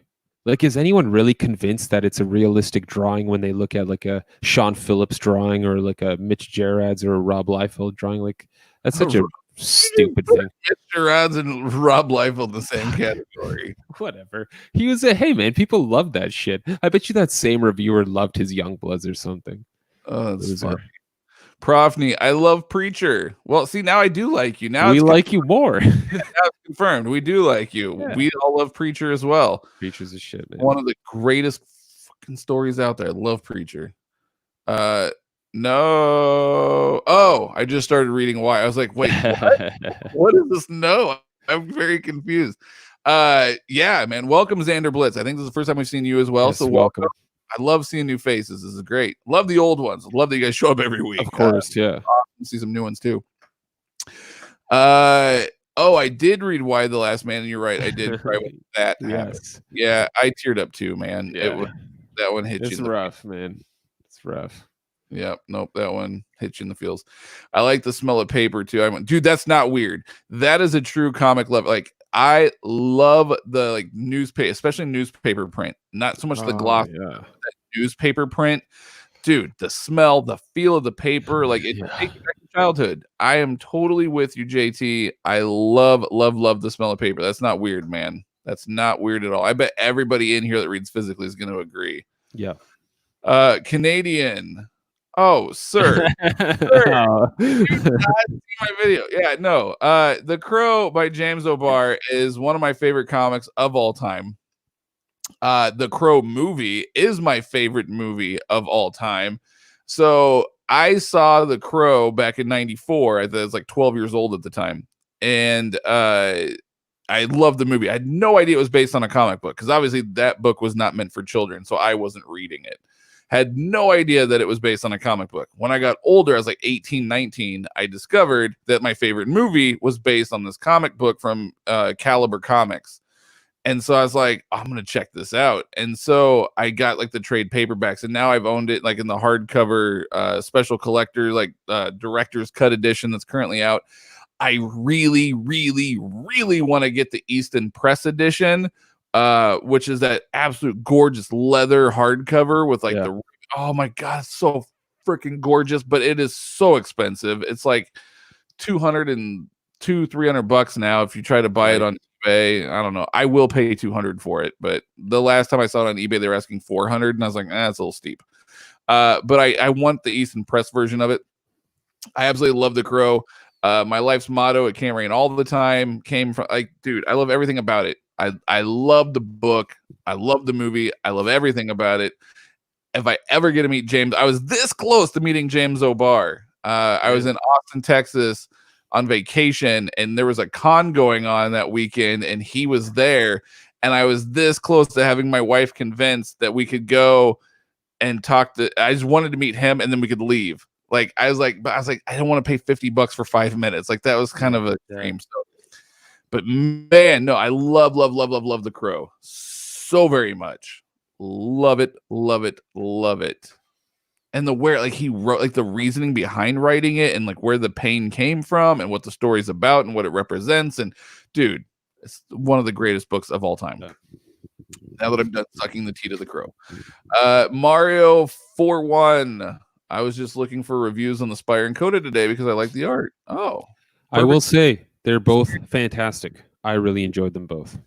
I was very confused. Granted, I didn't read all of the Spire. I read I read like the first 2 issues, I think, and I was sort of like, I don't know what's going on. Yeah, it was late at night. Coda I didn't check out, but if you're interested like in Spurrier's other stuff, like Weavers, so good. Yeah, so incredibly good. And Mario, just so you're aware, Simon Spurrier is writing Hellblazer currently, and Mateus Bergara, who did Coda with him, is also doing the artwork on Hellblazer currently. So if you're interested in the artwork on Coda, you'll be interested in the artwork in Hellblazer as well. It's fantastic. Yes. I love Brandon Lee in the movie. Too bad to what happened to him, though. Yeah, it's definitely a sad thing. Yeah. I read that Joe Hill has a sequel to Lock and Key plan called World War Key.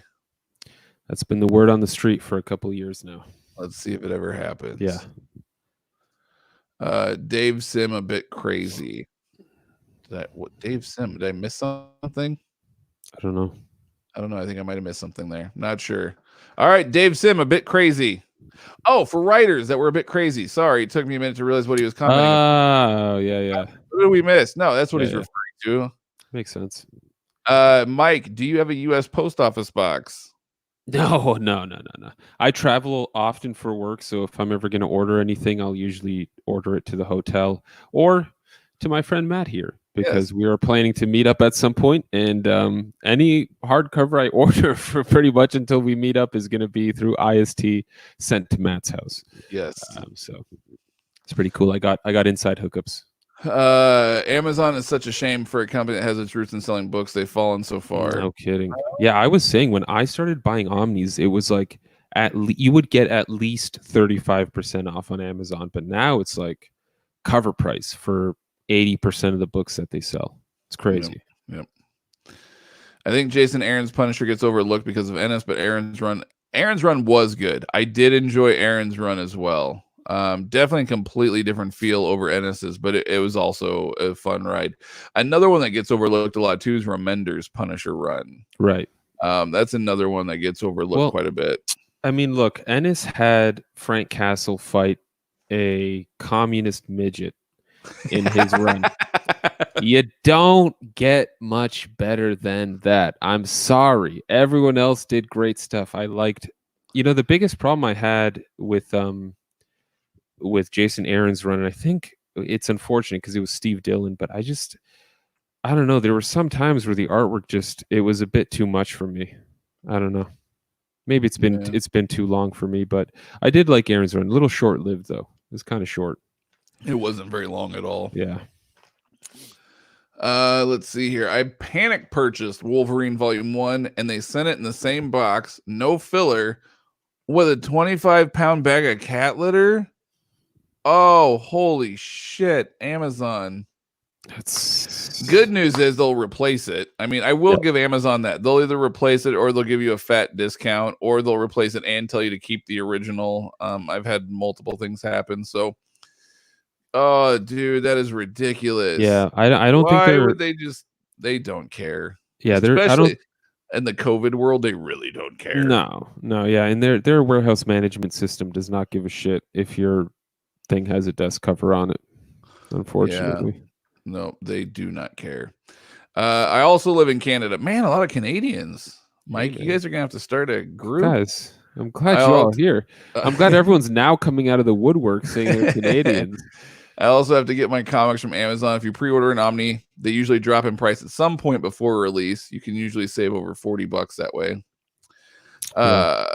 Still, see. Gotham Art Germs Digital Art sometimes ventures into the uncanny valley sometimes. I love his more cartoony style art more than his digital art. You should check out his YouTube channel. We were actually supposed to meet Art Germ back in March. Yep. And then COVID happened.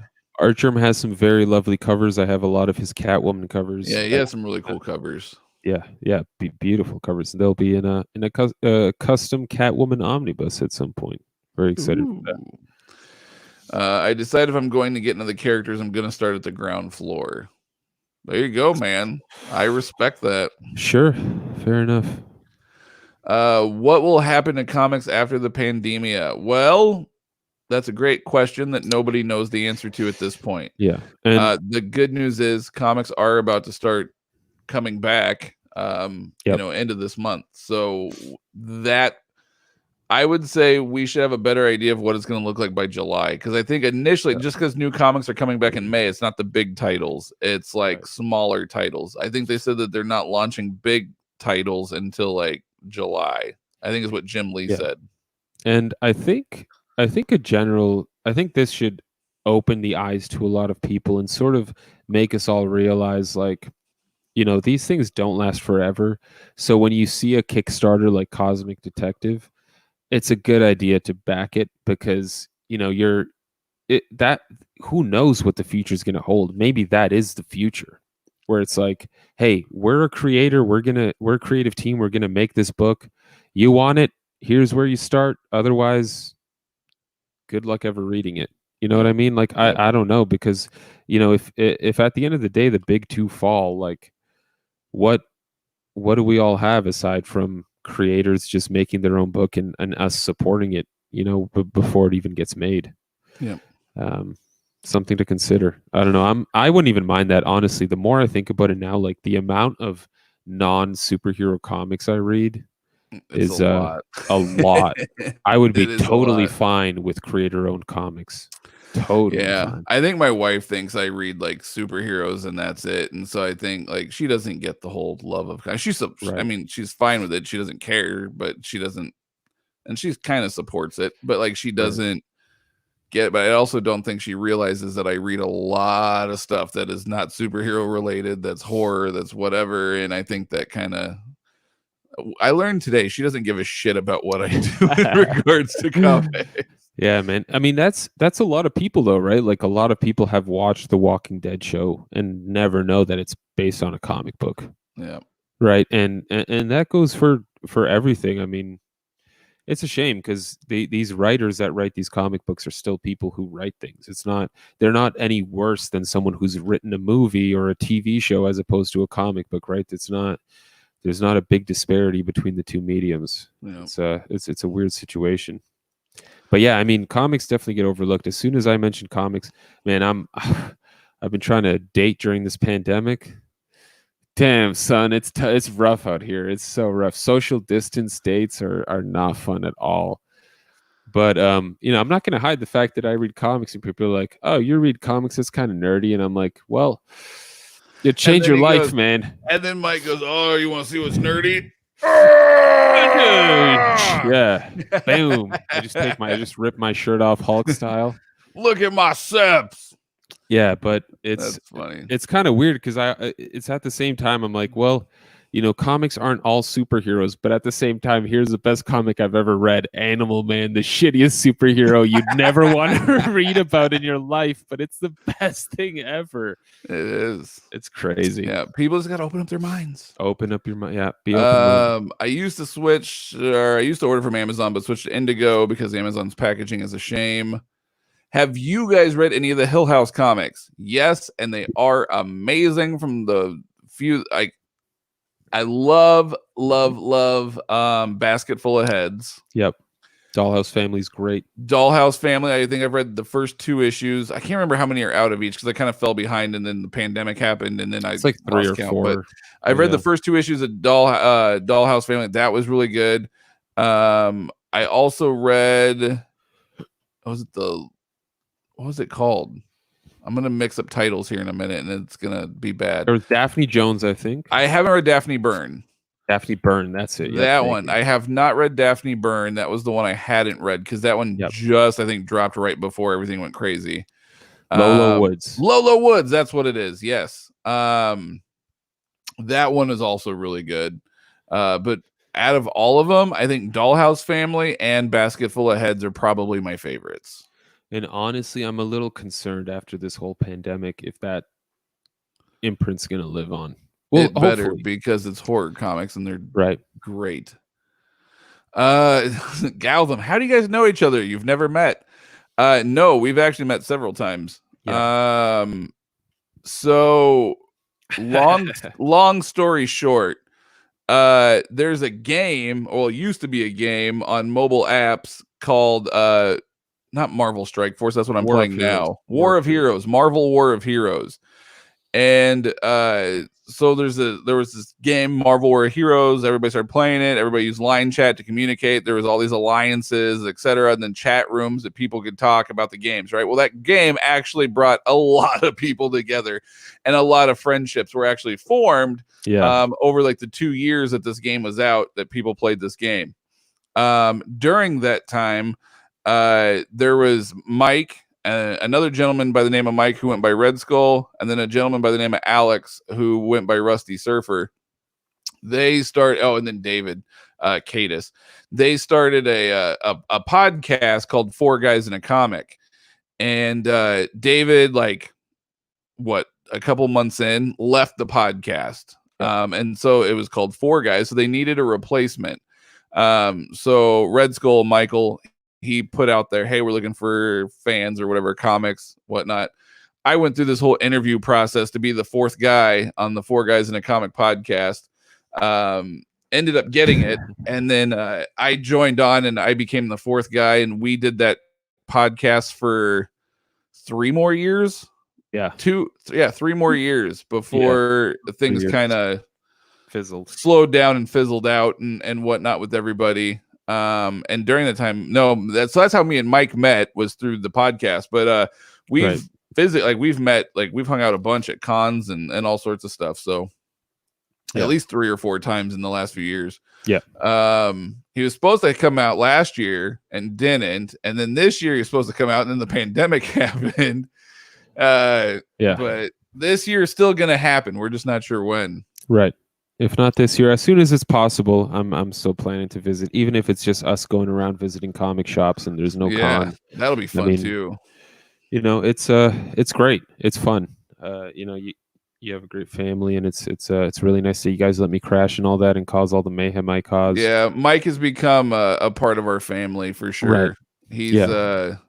He's my kids love him, and he's come down and he's crashed at our house. We road trip. He's become a large part of the family, and we talk daily, daily for like the last like 4 or 5 years. We talk every day. Yeah, and I remember when Matt came on the podcast, it was like a revolution. And I told him this a couple weeks ago, because before he came on, the other 3 guys were like these huge Marvel fanboys, which is fine. Enjoy what you want to enjoy. But I remember me and the other 3 guys before Matt had joined, we talked about Gotham Central #1. One of the most riveting and exciting introductions to a comic series ever. You find out Mr. Freeze is on a murder spree. You're seeing everything from the Gotham police perspective, with amazing artwork by Michael Lark, incredible writing by Greg Rucka. You know, you get, of course, reintroduced to Renee Montoya and all the characters of the GCPD. And I was really thrilled to talk about it, because it was a fresh take on Gotham City and the villains and the rogues gallery that belonged to Batman. And literally, the other 3 guys were like, yeah, it was shit. Who can take Mr. Freeze seriously? All I think about is Arnold Schwarzenegger. And I was like, guys, this is for like superhero comic books. This was like a groundbreaking series. Like, what are you talking about? And they just shat on it for the whole podcast. And I was like, what am I involved with here? And then I know when Matt read Gotham Central, he was like, dude, this is crazy. It's so cool. It's so nice to see like a fresh perspective on Gotham City and the villains that, Mr. Freeze to Batman may not be the biggest deal, but like to GCPD, he's gonna murder everyone. And I was like, thank God, finally someone who's willing to step outside of the box. Yeah. And that was like, that's That's how Matt won me over. Yeah, that was definitely a great step in the right direction. Yep. Good times. You can use camel to set up a price alert on Amazon, by the way. Oh, I have no idea what that means, but we'll have to share that Morse code after this, Gotham. I might have to check that out. Camel. Josh M, welcome to the show, my friend. I sent my Spectre issues into Haushin in February before COVID got bad. I still haven't heard from them. How long does it normally take till they contact you for cover art? A year. Yeah. So I've had a handful of binds done by Haushin, and I can tell you right now that you'll ask them, hey, what's your turnaround time? And they tell you 6 to 8 weeks, unless it's summer, because then they get busy and then they'll tell you longer. But they'll tell you 6 to 8 weeks. And in my experience, it has always been a minimum of 14 weeks. Average being like 16 weeks. Before I ever heard any updates on my book. That being said, with COVID happening, I know that they were actually closed down for the entire month of April. They just reopened in a smaller capacity on May 4th. And so hopefully they're still getting stuff. But you could probably send them an email and they might be able to provide you with an update. But honestly, that they do great work. I absolutely love them. They do fantastic work. But that is one of the reasons why I choose to go through. I do Buckram now, and I go through Herring and Robinson because my experience with them is much faster turnaround times than with Haushin. Haushin does tend to take a very long time. But now Haushin has sort of won you over a little with that 250 upgrade to the graphic cover. If I have someone else design it, yes. Right. I'm intrigued, but at the same time, I'm like, I don't know though. I don't want to wait 20 weeks to get a book. Like, their time frame. You ask them, they tell you 6 to 8 weeks. Cool, I'm good with that. But that's not the case. And not only that, but custom binding is becoming so much more popular over the last 2 years that Haushin is really blowing up with orders and things. And plus they don't just do comics, they also do regular books for like college and textbooks and things like that. So these guys they're a small operation out of Utica, Nebraska. So it's small. But I don't know, I'm impatient. I get it. They man. do amazing work though. They truly do really good work. It just takes a very long time. Yeah, and a graphic cover, that's a commitment. You're stuck with that thing for life. Yeah, that's true. Whereas Dust Jackets, you switch them out. Make a new one. Xander Blitz read Tom King's Mr. Miracle recently because of all the praise. Oh, I'm with you. I have to say I was not impressed. Is there something wrong with me? I also did not enjoy his Batman run. Okay. Mike is going to shake his head because he thought Mr. Miracle was fantastic. At the end of the day, I don't care. Everyone can have their own opinion, and I will love everyone. That's fine. Yes. I'll disagree, but I read it as well, and I'm with you, man. It got tons of praise, and so I read it because I was like, oh, it's really good. And I do like Tom King. I loved his vision. His vision was fantastic. His Batman was really good. Kind of got weird, got really good, kind of got he was up and down with his Batman run. So I'm kind of torn on that one. But I also was not a huge fan of his Mr. Miracle run either. I don't know why. Then again, though, man, there's times where I read stuff, I'm like, maybe it was just the mood I was in. And then like give it a year or two and you go back and reread it and you're like, oh, I actually enjoy that way more now. So we could also chalk it up to mood, but I'm with you. I didn't find the hype. Mood will do it, man. Mood will do it. Get some nice, like put on one of those 2-3 hour epic music mixes in the background. Yep. Start up that Mr. Miracle. Damn, son. No distractions. Yeah. It also might help if you're under the influence of something. Well, that'll make every comic. Is his vision run better? Yes. I really dug his Vision run a lot. And I didn't think I would. I thought Vision was like a whack character, but dude, it's so good. Yeah, I think the thing that's really that stands out about the Vision is it's like Tom King before he became Tom King. And what I mean by that is you'll see over time the more Tom King writes, the more he sort of starts doing the same thing over and over again, where it's like 9 panels on a page and the dialogue and on every panel is the same. You know what I mean? Where it's like Yep. cat and bat, cat and bat, cat and bat, and you're like, okay, I get it. It's cute. It's, it works out. But if you're just reading that for like 12 issues in a row, you're like, let's change it up a little bit. Yep. And the Vision has none of that, almost none of that. I mean, it's pretty much like, again, Tom King before he found his shtick, if you will. And Tom King is also another one of the nicest guys, yes, that you will ever meet. Incredibly he is also nice. incredibly nice guy. And his other book that he did, Omega Man. No, I haven't read Heroes that in one. Crisis? Unfortunately, no, that one got bad reviews. I haven't read. I want to read it, but I haven't read that one yet because it got such horrible reviews. I was kind of been torn. Sheriff of Babylon. Yes, Sheriff of Babylon. Fantastic. That was another book that came out prior to like Tom King becoming Tom King. That was also really good. Sheriff of Babylon was great. Yeah. Yeah. I haven't read his Mr. Miracle or Batman run though. I'm excited for his Batman Catwoman title though. Clayman on artwork, dude. Can't go wrong with that. Yes. What's your favorite? This is a great question. What's your favorite Brubaker comic? Can I say all of them? I know, right? Man, I'm right off the bat. His Captain America.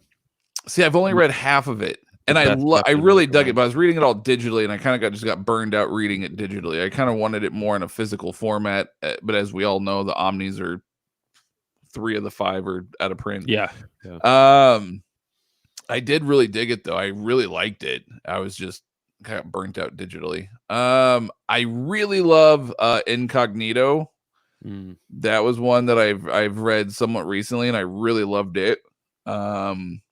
Criminal. I'm really excited that they're finally doing the 3rd volume and they're gonna re-release the first 2. Like I'm super stoked about that. I haven't read the Fade Out or Fatale yet. Gotham Central was great. Yep. He jumped on that one. His Daredevil is fucking awesome. Yep. His Daredevil is killer. So I would have to say, I don't know, because I really dig his Gotham Central too. I don't know. Just because it's most fresh in my mind, I'm gonna go with Daredevil. Just because it's the most fresh one that I've read of his. But I just really dig Brubaker. That guy is so good. Stud.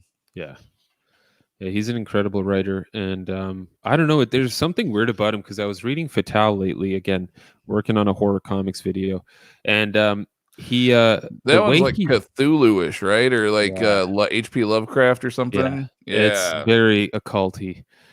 Without getting too crazy, like Alan Moore and Grant Morrison, I feel like Ed Brubaker, he sipped the Kool-Aid, but he didn't chug it. He's I mean, I don't know, he's just something special, man. The way he writes like dialogue and the conversations people have between each other, it's just it feels so organic and natural. It's I don't know, he's either eavesdropping on a lot of conversations or he just gets it. He just understands how people talk to each other. It's crazy. But yeah, Brubaker's he's been through it. I didn't realize there was 2 deluxes of Fatale. I thought there was only 1. Yeah, no, there's 2, and apparently, according to Planet X-Men, who hit us up on Instagram after I posted our little picture lately. Speaking of which, at the hardcover comic, all one word. If you're interested in following us on Instagram, we try to post something daily, at least, if not every other day. But anyway, so apparently, Planet X-Men said that they were selling for like €100, the 2 deluxes combined. Yeah, you can get volume 2 on in-stock trades, but volume 1 you cannot get. Which surprised me. I never know when these because like these Fatale deluxes came out years ago, like 5, 6, something like that, 5 years ago, 4 years ago, 6, and like they were available for so long. I guess I just never noticed when they got so expensive. Yeah, I'm looking right now on Amazon. You can pick one up in good condition for about $100. Jeez. Well, maybe I'll find one in a local shop. Probably. Galtham. I guess he might be an acquired taste. I can read anything from Brubaker, Remender, Hickman, Lemire, etc. But King, I just don't get. Try his earlier stuff. Try Vision. Try Sheriff of Babylon. I think you might have a different outlook. Yeah. Profney, do you like Planetary? I love Planetary. I want to go and read Planetary now that I've read Authority, and I kind of have a little bit of a better understanding of some characters, because I tried reading Planetary a couple years ago and I was like, what the hell's going on? But I hadn't had any background on some of the other stuff. But now that I do have a background on some of the other stuff, I am more intrigued to read Planetary. So I'll let you know once I read it.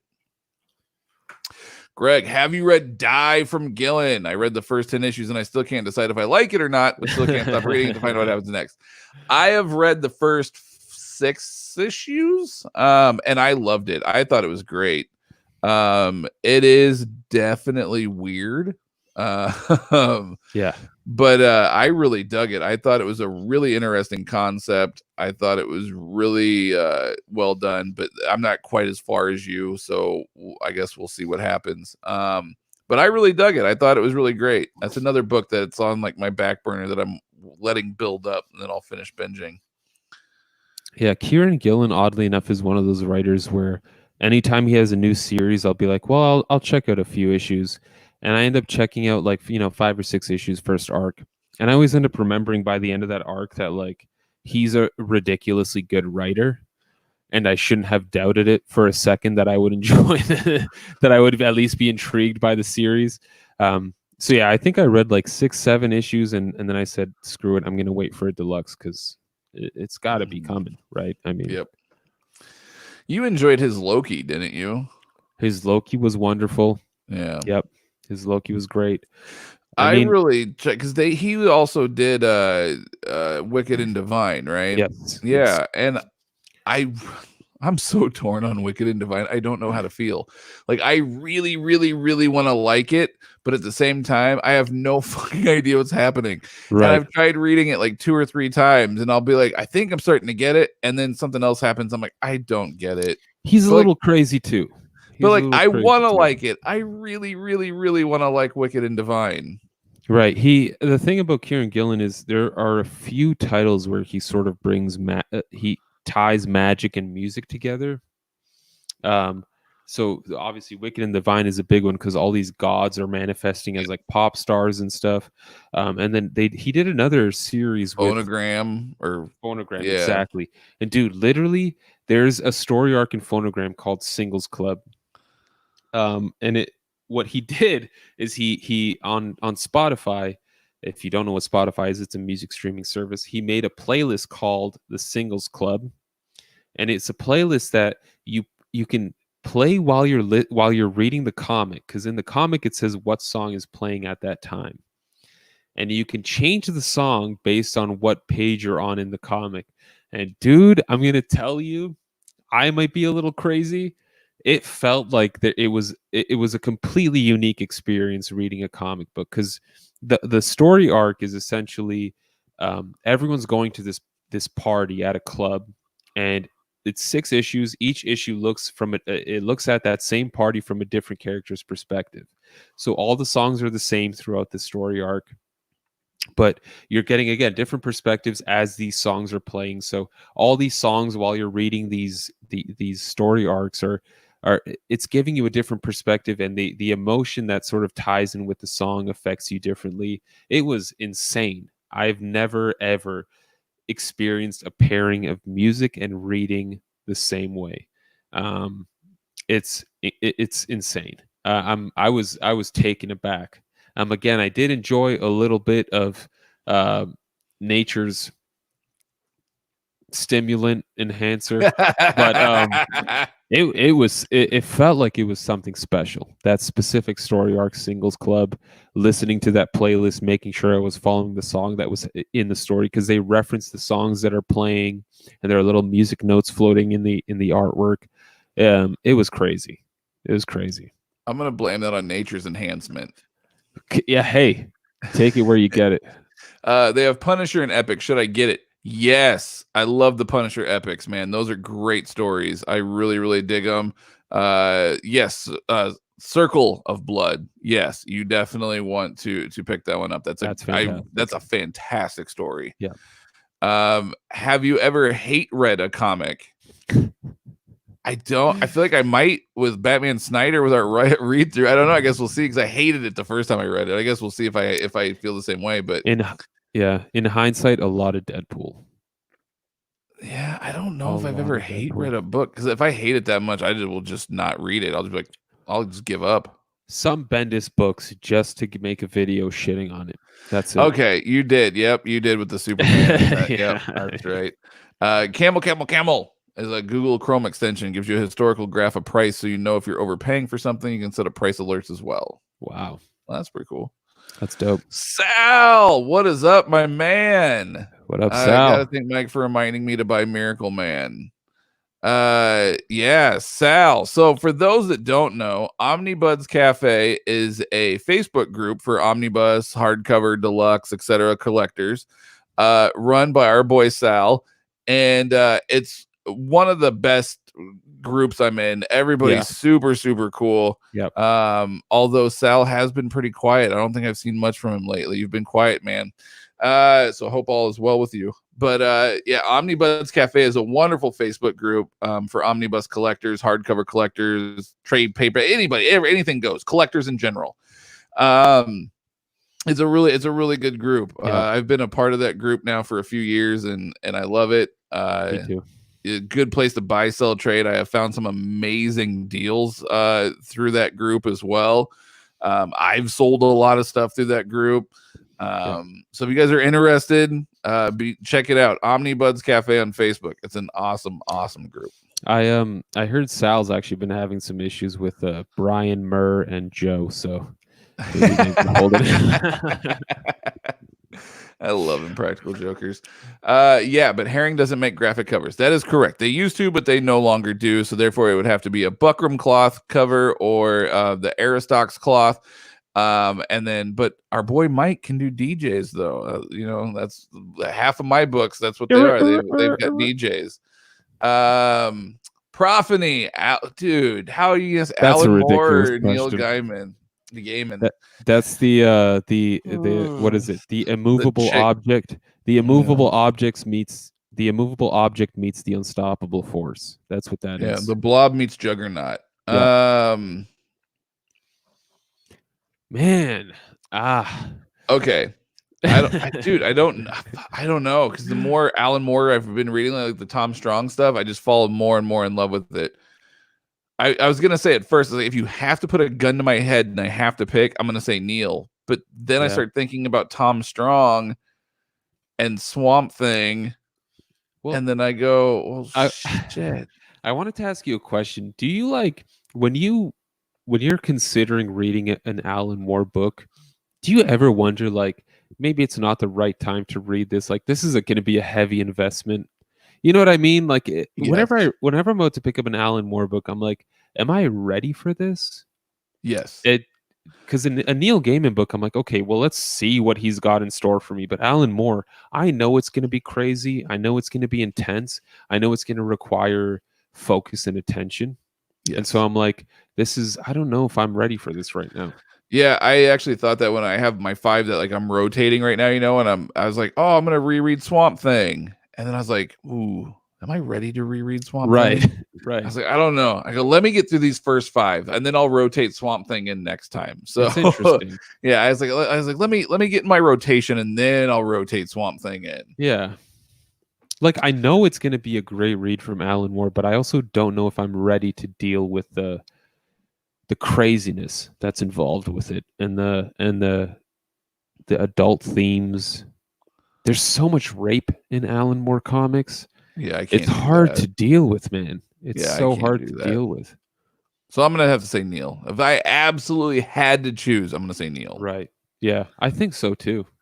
Have you guys read Lemire's The Question? I think he is taking the character in a weird direction, and I love it.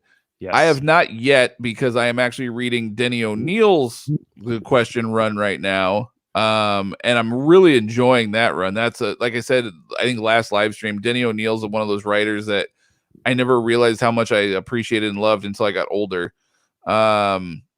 which actually Sal, if he still has it, has an amazing custom bind of Denny O'Neill's The Question that I absolutely love. It's so gorgeous of a book. Holy shit, is it gorgeous? Yeah. But so once I do finish up with Denny O'Neill's run, I am going to read Lemire's. Are you reading Lemire's? Yeah, and I've been collecting the single issues, as if that's what we're going to call it at this point, for my black metal anthology. But it's weird because I'm really curious to know what you think of Dennis McCowan's artwork then as opposed to now. Yeah. Because now, for like modern comic standards, it's not the best, but at the same time I appreciate it because I know he's a legendary The Question artist, and it's the artwork fits the character perfectly. It's beautiful in the the limits of that book, but at the same time I'm like, if this was any other title, I don't know if it would work. Yeah. The burger joint scene with Bruce and Robin will stick with me forever. Tom King just does things others haven't and does it decently. Can't be said for everyone. Yeah. I agree with you 100%. And Batman issue, I want to say it's 5, is one that will always stick with me. Yeah. I absolutely love that issue. It hit all the feels too. I should also say really quickly that I'm very biased towards Tom King because I think in the first or second issue of Batman, he said there was a party being held at Wayne Manor, and Alfred said, "Master Bruce, you should get to the Morrison room as quickly as you can." And at that point, I was like, "Yes, I know now where the influence is coming from, and I'm all in." Profney, Kentaro Miura or Inio Asano? I have no idea because I unfortunately don't know either one of those. I think Kentaro Miura is the gentleman who worked on Berserk. Yeah, I don't read manga. I have no clue. Yeah, I've never been great with the names of the folks who Kentaro Miura did Berserk, and so right away he is automatically my choice because Inio does not even ring a bell for me. So all right, well there you go. What year did Silver Age end? I want to say like 1970 was the start of Bronze, right? Or like 1972, like early 70s was the start of Bronze. I don't know the exact year, but early 70s was the beginning of Bronze. So, are you guys getting the upcoming Superman Batman omnibus? All right, so I've had those books in absolute format before, but it doesn't collect the entire run. Obviously, it's only like a couple volumes, so I sold them off because if I'm gonna collect it, I want the entire run. And so I'm torn because while the stories weren't mind-boggling good or anything like that, they were still fun, and it was kind of fun to see Batman and Superman and this like dynamic that they have. So I still like thoroughly enjoyed it. So don't get me wrong, but it wasn't like amazing, but it's fun. So I guess it depends. If I can find it for a good price, yes, I will be. I think the artwork outdid the story in those books because I mean you got like Ed McGuinness, Michael Turner. Yes. Oh, dude, beautiful artwork, but the story was like run of the mill. It was standard, but it's fun. It's fun. I mean, it's nothing that's going to be life changing, but it's fun. If there's a good discount on Canadian Amazon, maybe. Yeah. There you go. That's a good point. Graphic covers are there for life. Dust jackets are replaceable. I bought a set of customs without a graphic cover and has a DJ, and they look great on my shelf. Yeah, dude, I have a ton of them. Mike's actually working on a ton of dust jackets for me right now, too, that I'm going to end up getting printed. I have a ton of them. If anyone's interested in dust jackets, thehardcovercomic@gmail.com. Although I have been swamped lately, so please bear with us if we don't respond very fast. Wesley Jones, I know you ain't asking me, but I can reply. Neil Gaiman, I have most of his works. Alan Moore is good, but you need some time. Yep, see, that's pretty much exactly what we were saying. 100%. Yeah. Sal, I did not like Sheriff or Vision, but I'm not holding my breath for Mr. Miracle. You didn't like forgive you. Vision? I'll forgive you. Oh, sir. You might like Mr. Miracle a lot. Who knows? Yeah, you didn't like that. Favorite run from Joel Jones. I haven't read much by her, but I have heard that her as Catwoman, I think she's the one that's doing Catwoman right now, right? I've heard her Catwoman run really good. Her Catwoman run came to an end. Thanks to my ex, I have the whole run with a lot of art germ variants, and I enjoyed it for what it was. I know she's done a lot of fantastic artwork. Her artwork's great, but in terms of writing, I think like Catwoman's the first thing she's done. I can't touch Wicked. Yeah, I can't either, man. It's too weird. Did not like it. Yep, I am with you. Fair enough. Have you read The War of Kings? Like it? I think you did, didn't you? I've read War of Kings, the cosmic event. Yeah, If that's what you're I'm assuming that's what he's referring to. It's there's War of Realms, which also was a recent Thor event, which was the one Jason Aaron did with Jane Foster Thor, which was I haven't read that, but War of Kings is fantastic. I love it, especially the scene where Gladiator becomes the praetor of the what is it, the Kree? Oh, dude, is it the Kree or who? I forget. I always forget the stuff. I don't too many Marvel cosmic universes. Either no, it can't be the Kree. What am I saying? Whatever. It was really cool. I enjoyed it. Yeah, I did. Great trilogy. All right, here's another one for you, sir.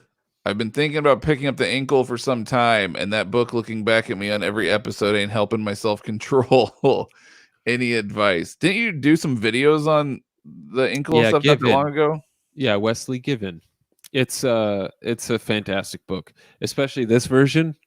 Dude, if you can still somehow, I think it's pretty expensive at this point. If you can still get your hands on it, you should do it. It's fantastic. Some of the best comic book storytelling. One of these days, I'm going to take that dive too, Wesley. It's not just you. I'm going to take that dive at some point myself. This is the Meta Barons is the far superior title, but the Inkle's a good start because it's fantastic as well. You'll get hooked, and then Meta Barons will just blow your mind to a new dimension. Good to know. Wicked and Divine, I also struggle to read. Sweet, I'm not the only one. I have the first two trade paperbacks, just can't seem to get through the second trade. I'll probably give it another shot, but damn, I just don't know. It's such an interesting concept. The concept is really there. Like, I really, really love it. And someone was telling me that if you don't understand British pop stars, you're not going to appreciate it. Yes. And I don't know British pop stars, so maybe that's why I have a hard time Many with people it. don't. Yeah, I agree. That's the biggest problem is there's a lot of British pop culture and just in general underground culture referenced in it. Yeah. Thanks for the shout out. You are welcome, sir. Go join Omnibuds Cafe. Where'd it go? Speaking of epics, I'm trying to decide if I should buy Spider-Man Maximum Carnage epic or if I should wait for Marvel to finally release a Michelini and Bagley Omni. Depends. I mean, I guess how bad do you want to read the story or how bad do you want to collect it? If you just want to collect it, I would say wait for the Omni. They got to release one. I mean, they've done Michelini McFarlane. They've done Michelini Larson.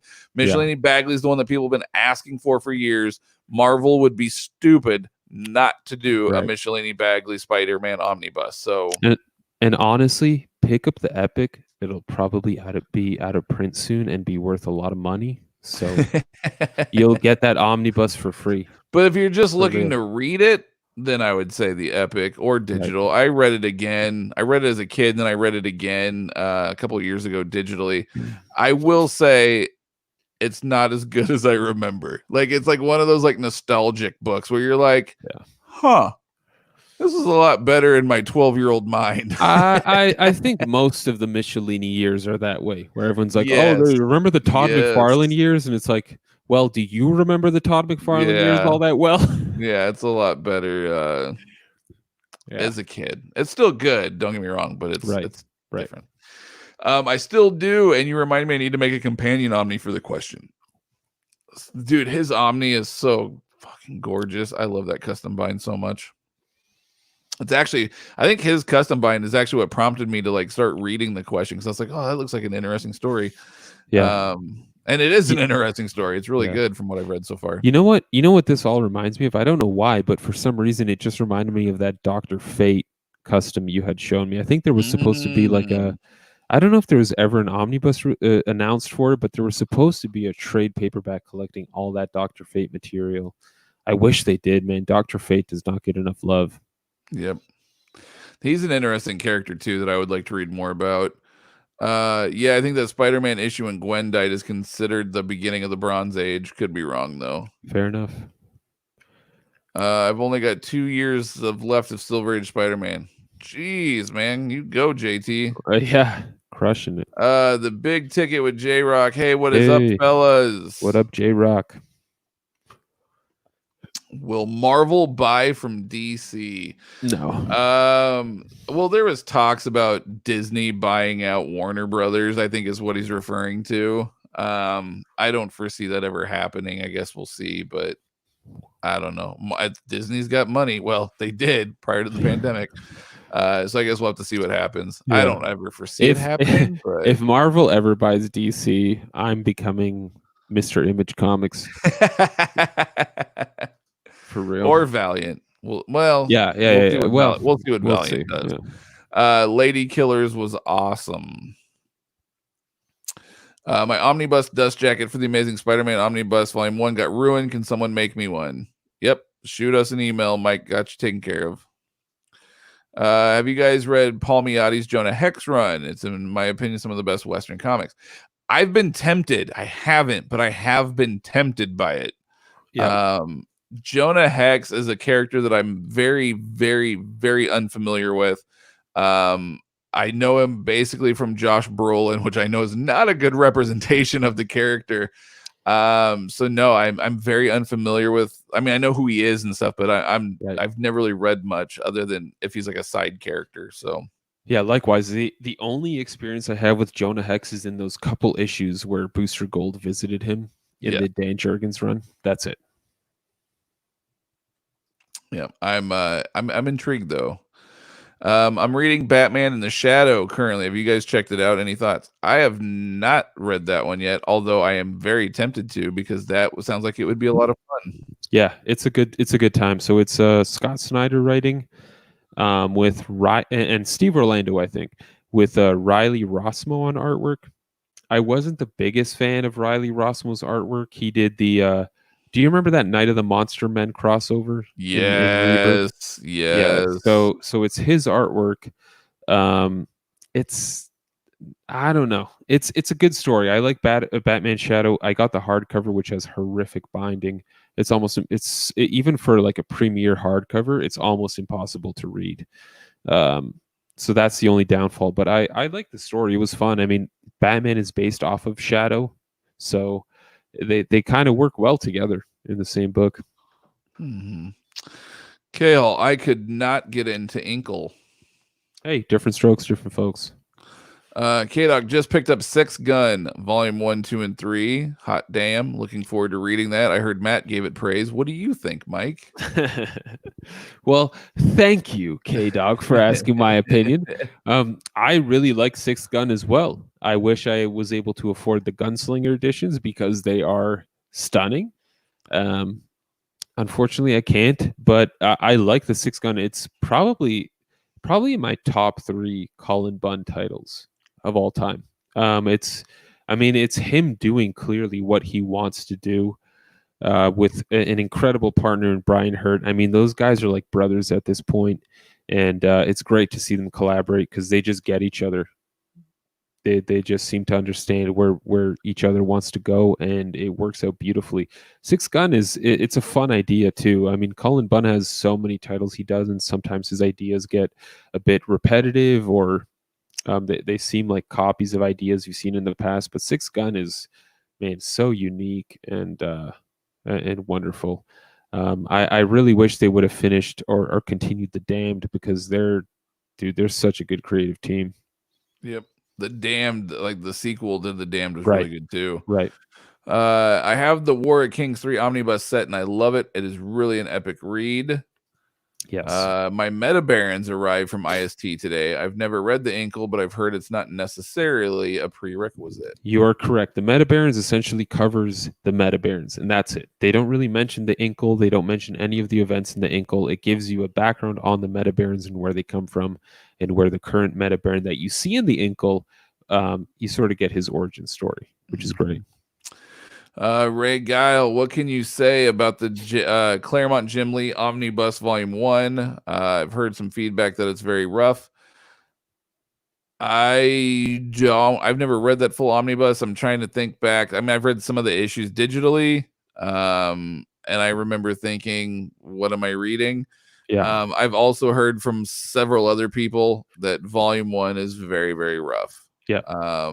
It's like you got this amazing artwork, but like the story just wasn't clicking. It was almost, from what I've been told and from what other people have said and I've read, and what, it's almost like Claremont was trying to sort of re-find his X-Men feat, if you will.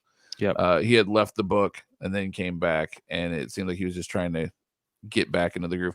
But I have heard that volume 2 really picks up, and volume 2 is fantastic.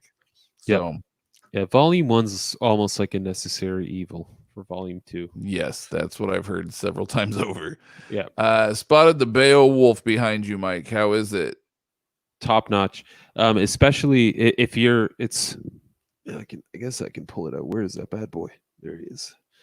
It's fantastic. So of course it does retell the tale of Beowulf, which is a super old fantasy tale as old as time. Yeah.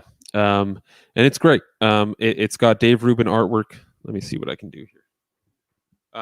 Dave Rubin is also the gentleman who is doing the artwork for the new Cosmic Detective Kickstarter by Jeff Lemire and Matt Kint. He also did a title called Ether with Matt Kint at Dark Horse, if you guys are interested in that. It's dope. I like his artwork. It's very stylized. Sorry, I'm kind of struggling here, guys. It's very stylized, but Beowulf is, again, like I said, it's a retelling of the classic tale, and you get this nice, super oversized artwork. It's really nice. It's very adult. There's definitely, I never knew that Grendel is, of course, the main villain in Beowulf. I didn't know he got a hard on and ejaculated while fighting Beowulf, but you get to see that in oversized Spoiler artwork alert. here. Spoiler alert, he comes fast. But he doesn't have to pull out either because he's been out the whole time too, which is crazy.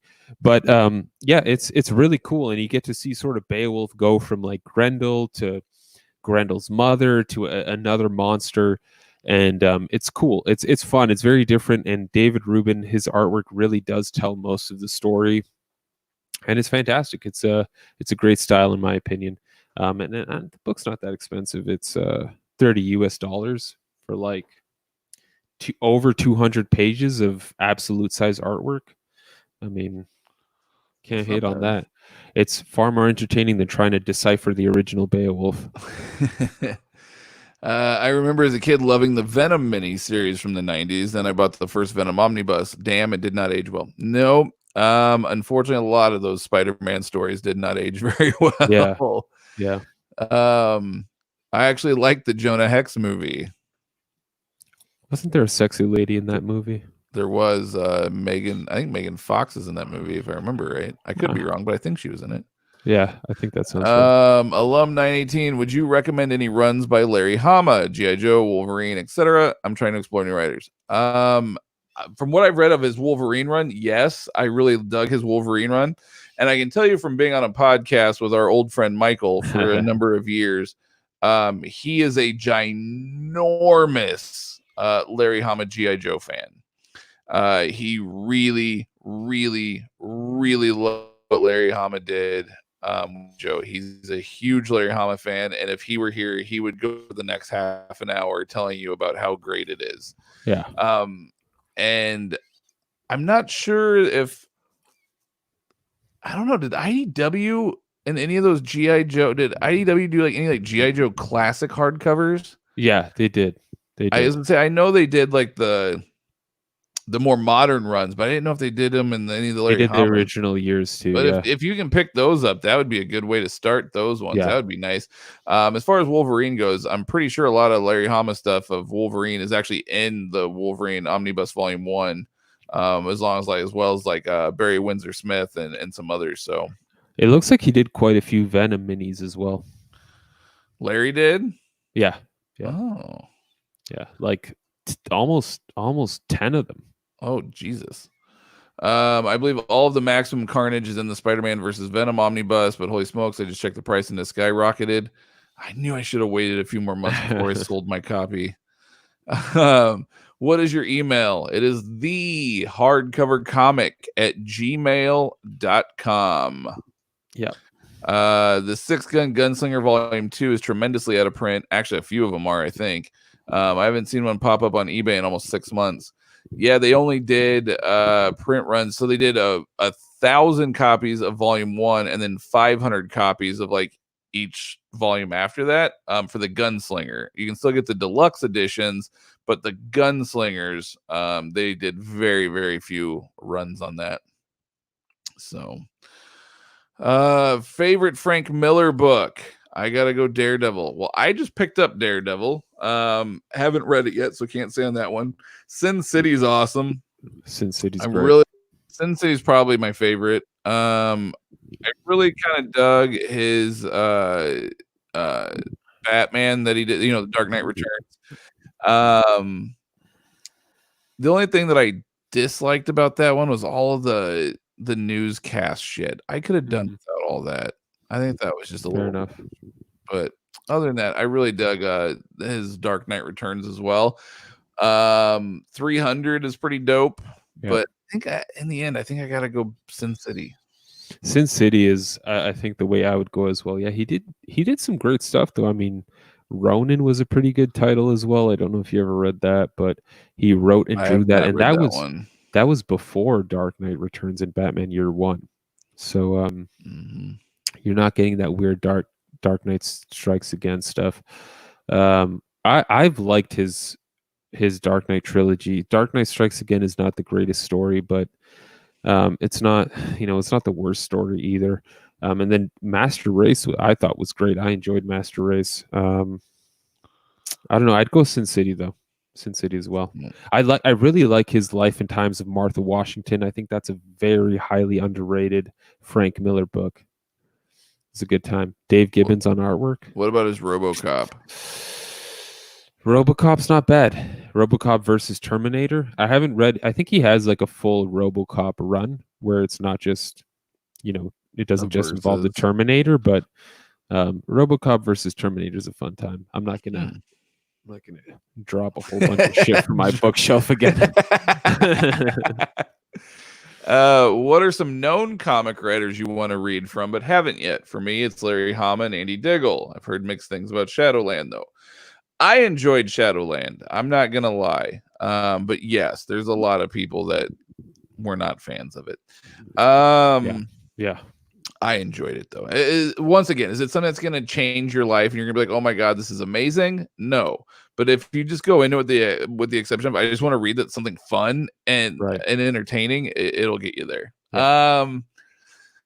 Let's see. Writers that I want to read from but haven't yet. Yeah, I don't know if there's any I want to read from. I want to get more into Warren Ellis. I recently started reading some because I tried Warren Ellis in the past and I was just like, I don't understand what the hell's going on. Mike did a really good job of explaining, like, he just does that and you just have to stick with it and then it all makes sense. So I've started, I read The Authority, for instance. I fucking loved it. And I'm reading Hellstorm right now that he did. And I'm really digging it. So I want to get more into Warren Ellis, I think. I think that's a writer that I would like to read more of for sure. And I'll agree with you on Larry Hama. I haven't really read a whole lot of Larry Hama stuff either. So I guess I would be intrigued to see what that's all about. Yeah. Yeah. I don't know if there are any writers I've been really keen on reading that I haven't decided to check out yet. There are so you and I were talking about Donny Cates earlier. There are quite a few titles from him that I haven't read, but I don't know if I necessarily want to. Are they indie? If they're indie, the answer is yes. No. I'm talking about then Marvel no, you don't need to. I've only read his Thanos. Yeah, I've only read his Thanos. I didn't read. You didn't read Cosmic Ghost Rider? No. That is the one I will give him a slide on, was Cosmic Ghost Rider. I'll give him a pass on that one. I thought that one was entertaining. Was it amazing? No. But was it fun? Yes. Right. I will give him a pass on that one. But other than that, I only like his indie stuff. Yeah, but yeah, and I mean there are a whole bunch of Marvel writers. Like I think there's a writer called Kelly Thompson now who's doing a whole bunch of title. Again, there's a whole bunch of writers I haven't read from, but I don't know if I'm necessarily all that keen to read them at all. I'm very picky, and all like with any new title, you never know if it's going to be a try and true. Like it's you don't know if you're going to enjoy it, so you're always taking a chance. But I don't know. There. I don't know if there are writers out necessarily that I want to read that I haven't yet. Yeah. Let's see. Where are we at? Hang on. My computer's freezing. There we go. Volume 1 of Jim Lee is just establishing the new team. You just have team members leaving and new ones coming back. The only way I can contact you guys, hit us up, man. We'll figure it out. Xander Blitz, do you think any of the Spawn Origin hardcovers will be reprinted, considering they don't own the rights to Angela anymore? Probably not. Well, Todd McFarlane said a year ago that his goal is to get everything reprinted in time for the movie to drop. But all of that seems to be in limbo right now, so Right. who the hell knows? But he did say officially on social media a year ago that his goal was to get everything redone like around the time the movie drops to help boost sales. So we'll see. K-Dog, Craven's Last Hunt was amazing. Hell yes, it was. Yes. I remember recently rereading that one and just being like, fuck. Like, I don't want to ruin it, but oh my Lanta. I was just gonna say DeMatteis is another writer who gets overlooked very often. DeMatteis took over Justice League Dark after Jeff Lemire, and I thought he crushed it on the title. Especially he also did JLI, right? That's right. Yeah. That's right. Him and Keith Giffen. Yep. Keith Giffen's another writer. That's another one. Yep. Yeah. Then like we mentioned, I think last week, dude, Dan Jurgens especially is a highly underrated superhero comic writer. Highly underrated. Like, he's a name that people appreciate, but he's not like one where people go, who's one of the best writers? Well, it's Dan Jurgens. Right. Yeah. Dan Jurgens. Like, if I had a DC Mount Rushmore, Dan Jurgens would be on there. Yeah. If I know Dan Jurgens is writing a new DC title, I'm gonna check it out. I'm gonna check it out. Yep. Everything that man touches is great. Yeah. I thought of buying the Spidey versus Venom Omni, but passed on it mainly because it'd be a lot of double dipping. That is also true. Is Sin City Omni the same height? It's a big damn Sin City's like 14 inches. Look at that thing, man. You think that's I guess you can't see you can't see the top. No, it's like 14 inches. It's like the size of like library editions and stuff. It's massive. Yep. How's everyone doing and who's currently reading what? We are doing excellent, my friend. Reading a lot of different stuff, kind of flipping around. Yeah. Don't you think the Joker dolls in The Dark Knight Rises was a tad goofy? Also, that moment where Carrie Kelly hugs a naked Bruce Wayne was icky. I don't think I'll ever be able to read it again. Well, yes. It was a bit cheesy. Times change. I mean, I still think Dark Knight Returns is one of the greatest comics ever. There's a lot of people like that. You could make any comic seem cheesy. I mean, even looking at our StreamYard background right now, I mean, doesn't that Neil Adams Batman look cheesy? No. Oh, come on. That is my favorite bat, and I'm not being sarcastic. Like, I truly love that. Is my favorite Batman. I love that Batman so incredibly much. You crazy. No, that's the Batman I grew up with, man.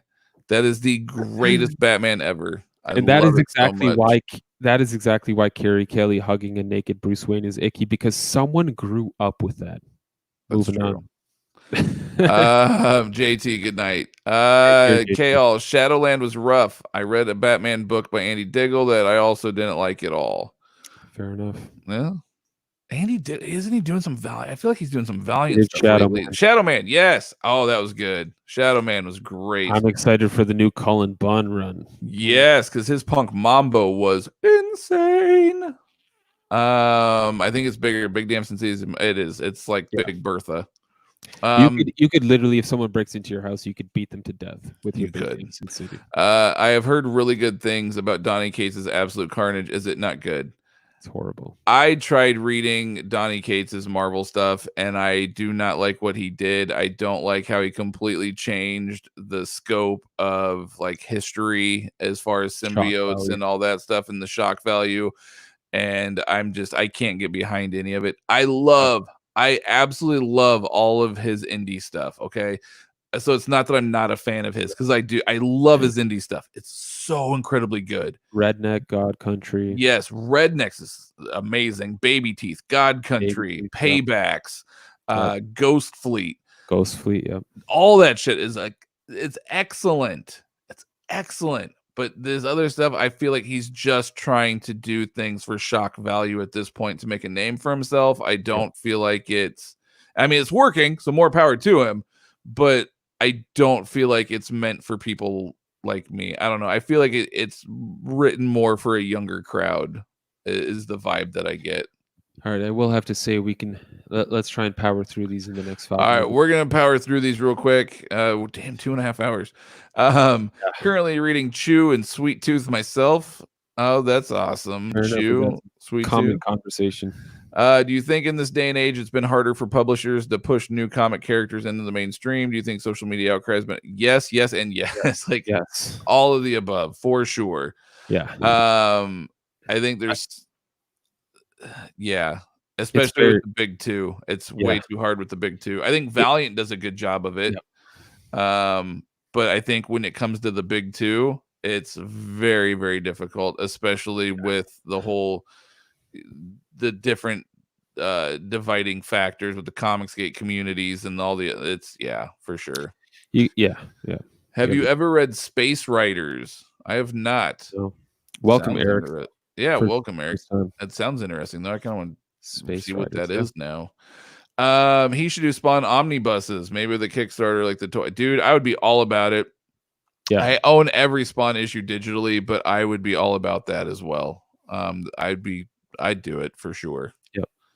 I was thinking the same about the Shadowland omnibus to complete the set and storyline after Brubaker. Like I said, man, with Shadowland, it's not going to change your life. It's not an amazing book, but if you're just looking for like a good time, it's just a fun book, I enjoyed it. Yeah. But to each their own. Have you read the Starlin Thanos graphic novels in the last couple of years that have an omnibus soon?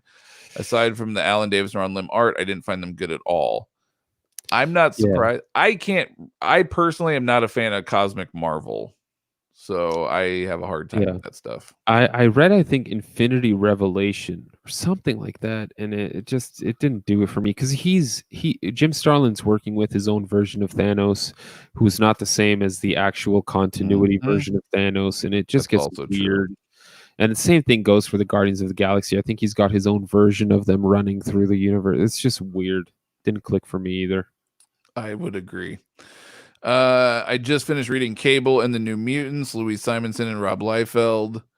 I think that's cool. Michelini and Bagley were on Spidey for 40 plus issues, about 3.5 to 4 years. That sounds about right. Yeah. Do you think Spidey, Michelini, and Bagley Omni has not come out yet due to all the Spidey titles during the time all crossing over with each other? Their run would have to be It's possible, but I mean, they're pumping out JMS Omnis like they're candy and Clone Saga shit too. Yeah, no, I don't see any reason why they wouldn't.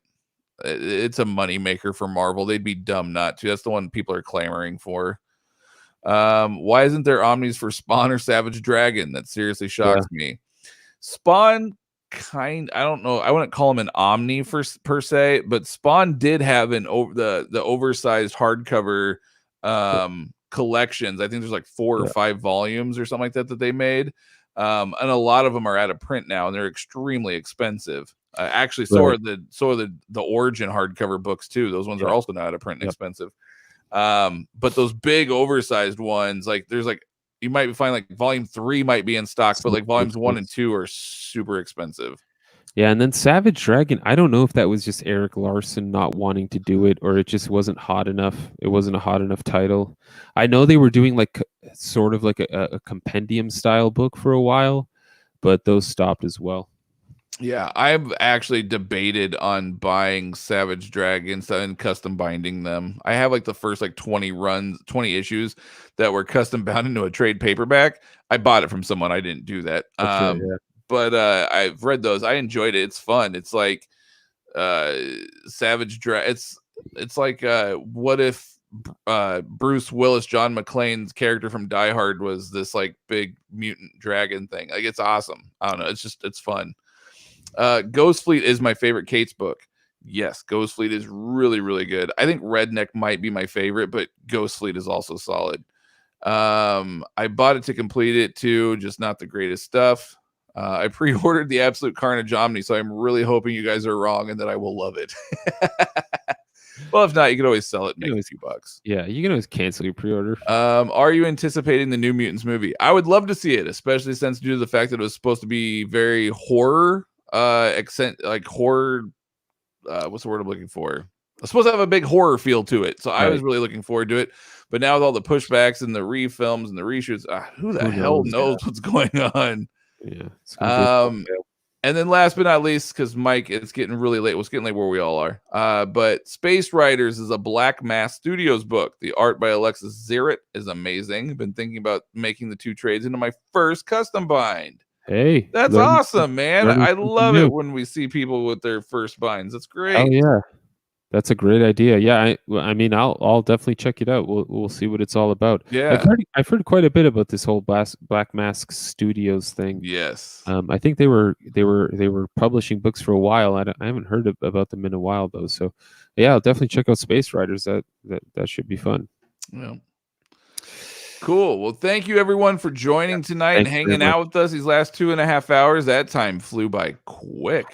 But we greatly appreciate all the love. We greatly appreciate all the support. We love interacting with you guys. And don't forget, we do have a Patreon. If you guys do want to help out, throw $1, $2, $3, whatever it is. We are giving away books every single month. And this next month, we are actually going to be doing an omnibus, probably of some sort. So we're finally making enough that we're going to be able to do the Omni. So, and with the return of weekly comics, we should be getting digital codes as long as Marvel didn't forget about us. That is correct. So yes, almost 3-hour live stream. I know, 2.5 hours. That's crazy. Don't forget to smash that like button. Yes, thank you, sir. Thank you. Subscribe if you haven't already. Yes, subscribe. On a basis, and if you subscribe and hit the notification bell, YouTube should, in theory, let you know about it. And check us out on Instagram at the Hardcover Comic. I think we're going to be posting some shirt designs if anybody's interested. If not, me and Mike will be the only ones proudly rocking them. But we're going to use the new logo with the new fonts, and we're going to make some shirts. So I'm looking forward to that. Yeah. But anyways, what? I was gonna say a couple months from now, that's all you might be seeing me wearing. Yeah, that's all. In the COVID world, you're only gonna see the hardcover comic shirts. But anyways, if you guys want to see the designs and you guys missed it in the very beginning, go back to the beginning of the video once this does fully upload, as we were showing everybody while we were kind of waiting for people to jump on. But anyways, thank you all very much. We greatly appreciate it. And until next week, the power is yours. You stay classy, internet. You guys rock.